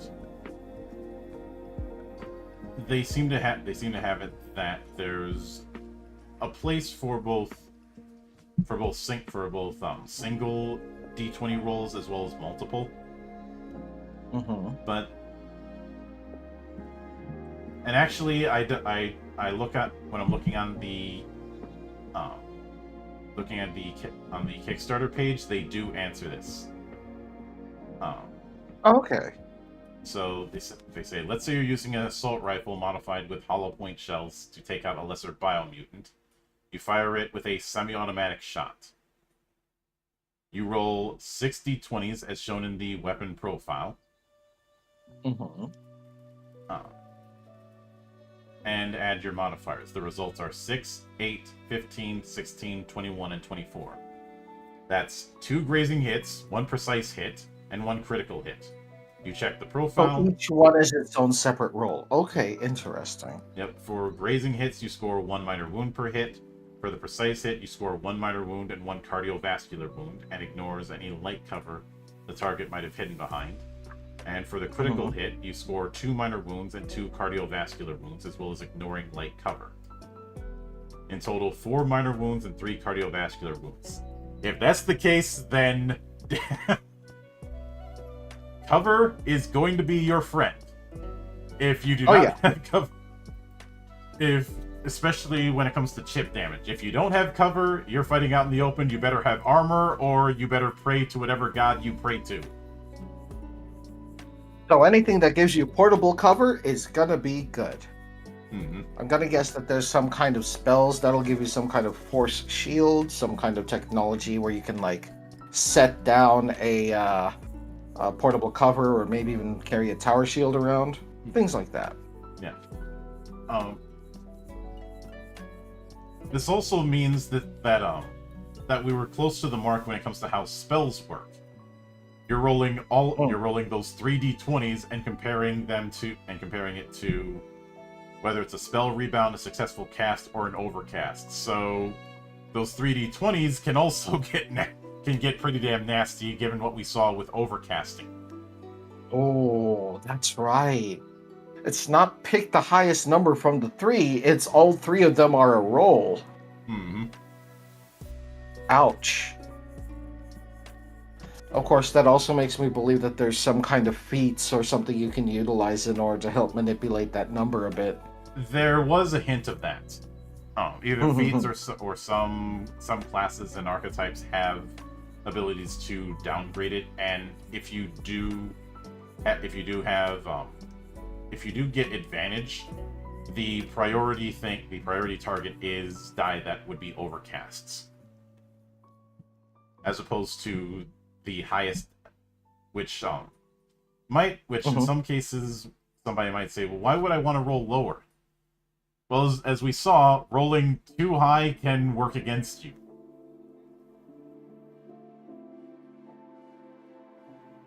I mean, you do get really powerful effects, but you also have to suffer the consequences. Just a bit. Mm-hmm. And by a bit, I mean a lot. Yep. So, and Kabet says, "Oh, good lord! If you get more than one rebound, you are screwed." Yeah. Admittedly, you're kind of screwed if you get more than one overcast. Mm-hmm.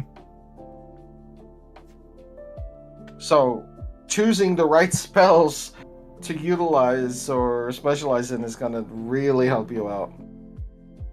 The approach that I'm seeing with this kind of reminds me of Zen Never Dies, which was also a D20 based affair that instead of aiming for high or low, you wanted a middle ground.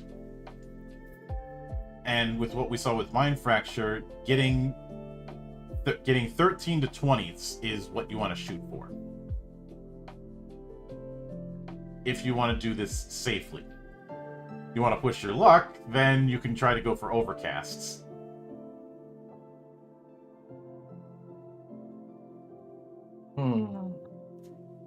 But the example that they give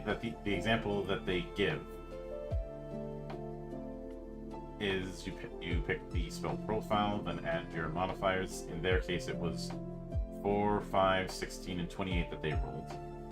So you actually roll 4 dice instead of 3. So I was wrong on that front, which makes the problem even worse. So they got 1 spell rebound, 2 successful casts, and 1 overcast. That spell rebound inflicts 2 minor wounds and 1 neural wound to you.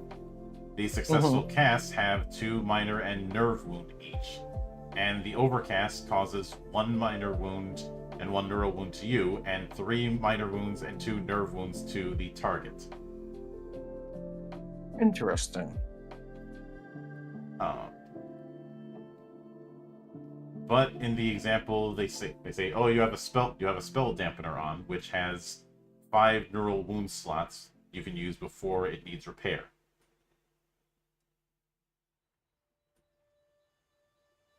So, I know we've made a lot of 40k comparisons, but Astra Arcanum, I'd say it feels like what would happen if the Genesis crew decided to go full science fiction. Because the 40k comparisons are leaning far more to the grounded side of 40k. And yes, I know what I said. Stuff like Dark Heresy, Rogue Trader, Necromunda. That's the area that this is leaning into. As opposed to stuff like the Space Marines. Fair enough. And there's there's a there's a lot of potential I see with this, uh, and I can see why it's making the amount that it is. Keep in mind they still have 28 days left. Yeah, that's honestly very heartwarming to see a new TTRPG get that kind of love. I haven't seen their other property, so I'm not exactly too sure what the comparisons are. Like, have you seen it? Um, the Historica Arcanum stuff, I've backed several of those. Okay. So how would this compare to those? Um, pretty much night and day. Historica Arcanum was historical fantasy that each book leaned into a certain region and a different point of history. And truth be told, the comparison between the two is that there is no comparison. One was using 5e, the other is using its own thing. You know, I like that. I like that a lot. And even though we see some parallels and there's some DNA with 5e within Astra Arcanum, the DNA comparison is very surface level. Yeah, it's very light.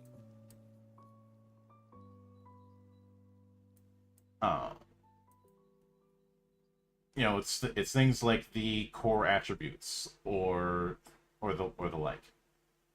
Something that I think would have really helped get the point across is showing a full setup when it comes to how classes work. The vibe Yeah, an example class would have been really nice. Yeah, we do get an example character along with some of the stuff that you get. So the vibe that I get from this is that you're not doing the whole expanding class features the way as you level up the way you would in a strictly class-based affair. Classes, I'm getting the vibe that they're more like packages.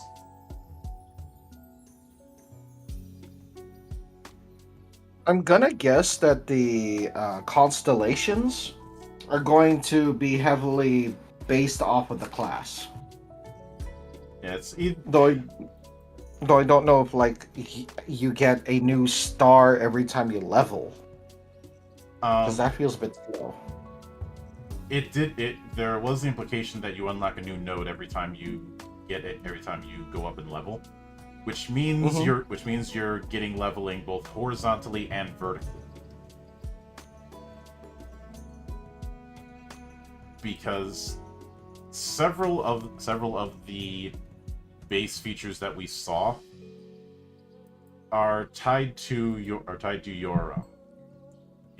threat level, especially some of the core stats.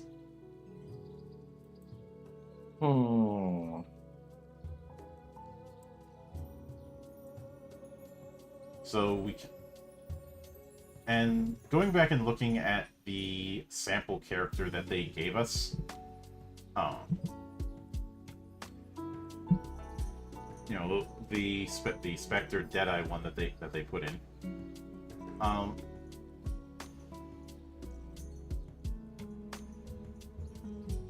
it does look like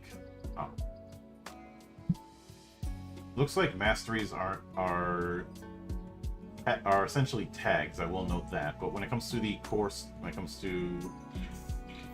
stats,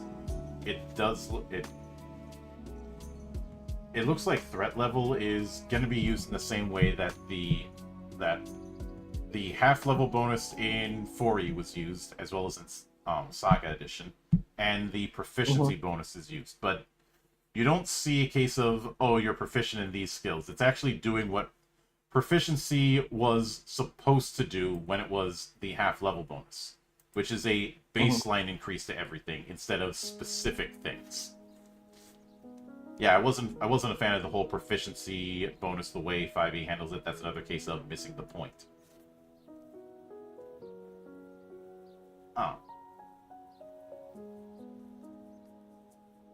But it does look like it does look like having a skill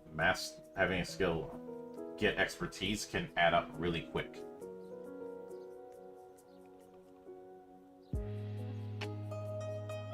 I think one of the big thing.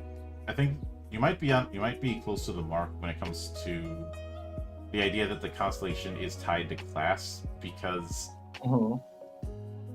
the question that I ended up having is would some of them have more opportunities for certain ability scores or certain things like melee or ranged or arcane than others, or even skills. I could see some classes having more of these skill things, such as the one we nicknamed the Diplomancer, the Specialist. So the charisma based. Yeah.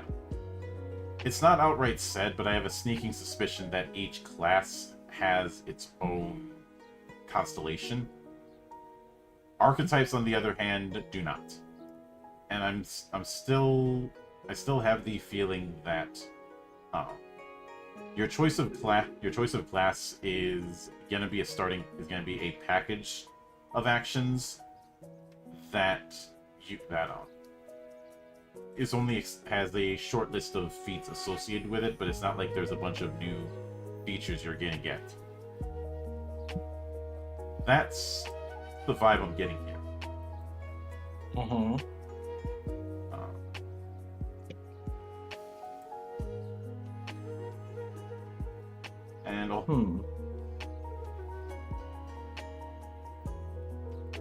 And at first I thought we had a bot for a second, but thanks to Sari, the bot has been banned.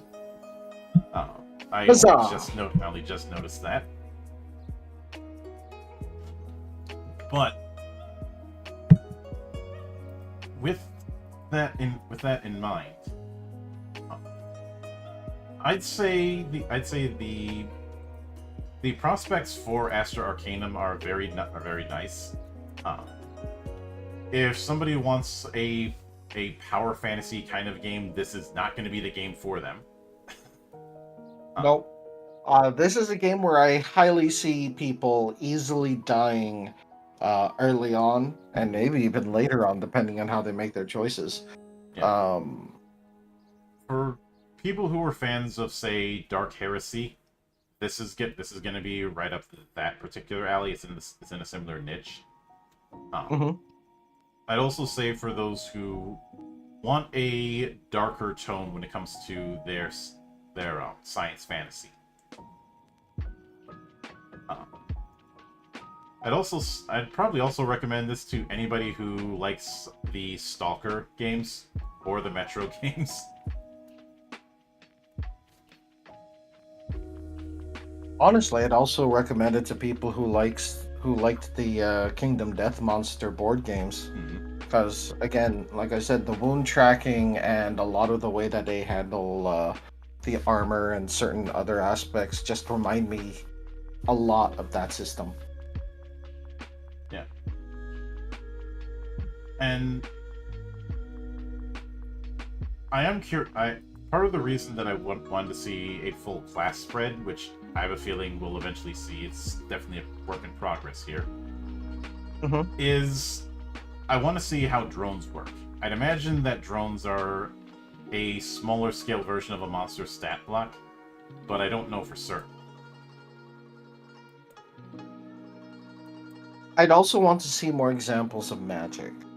Like, things more than just casting a spell to harm others, but I also want to see examples of magic for more defensive or healing purposes.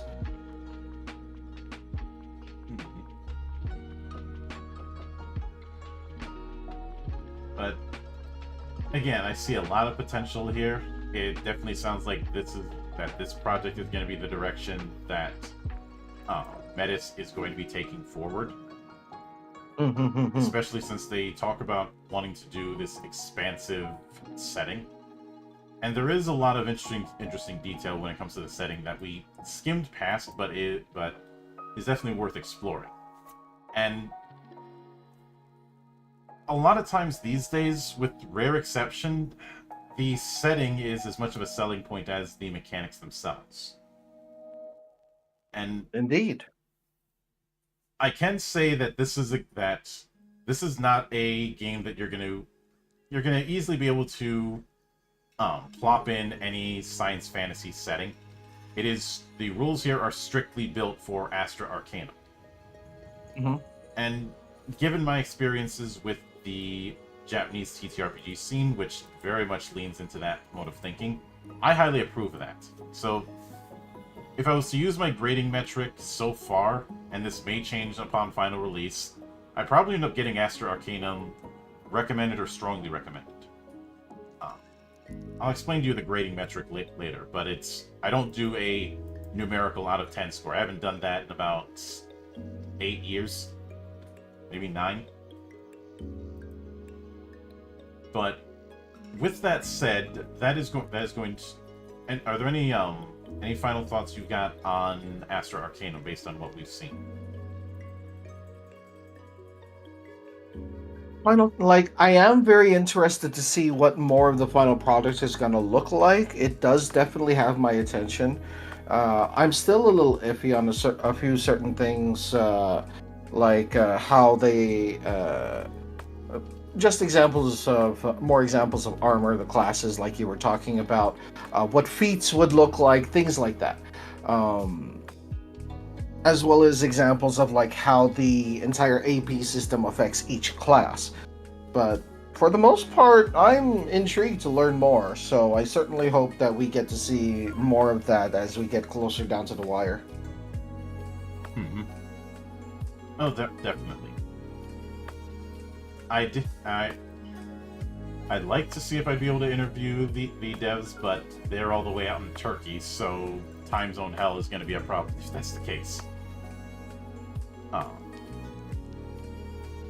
But I really, really hope they manage to unlock all their stretch goals, which the highest is a full-fledged companion app. Mm-hmm.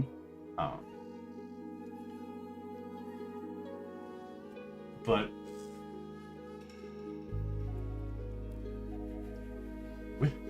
with that said, Valley of the Judge will continue with us, with Sig and I wrapping up Fang Night next week on the 29th. And there will be a few more surprises on the way. I'm hoping to finally do that interview with the dev of the Heroes of Might and Magic TTRPG tomorrow. Here's hoping. Yep. Which that game is also pretty damn good from when I saw the Quickstart I think I covered that last week actually.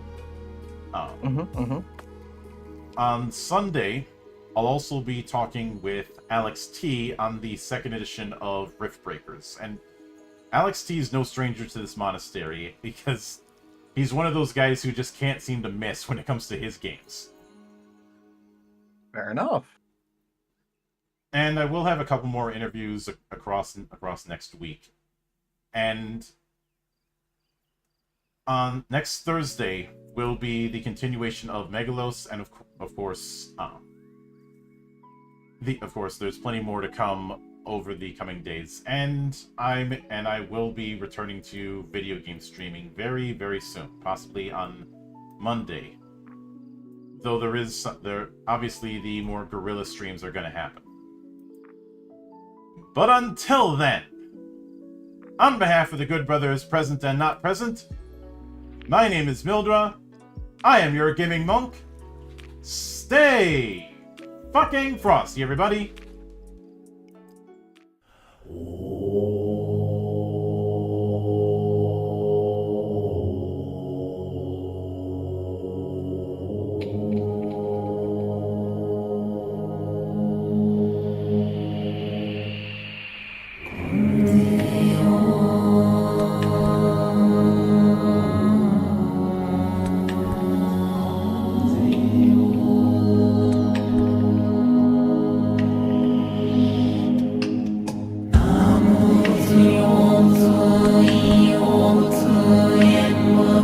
Soy, yo la cuna, yo, 看ぜよ我年看ぜよ年々上心体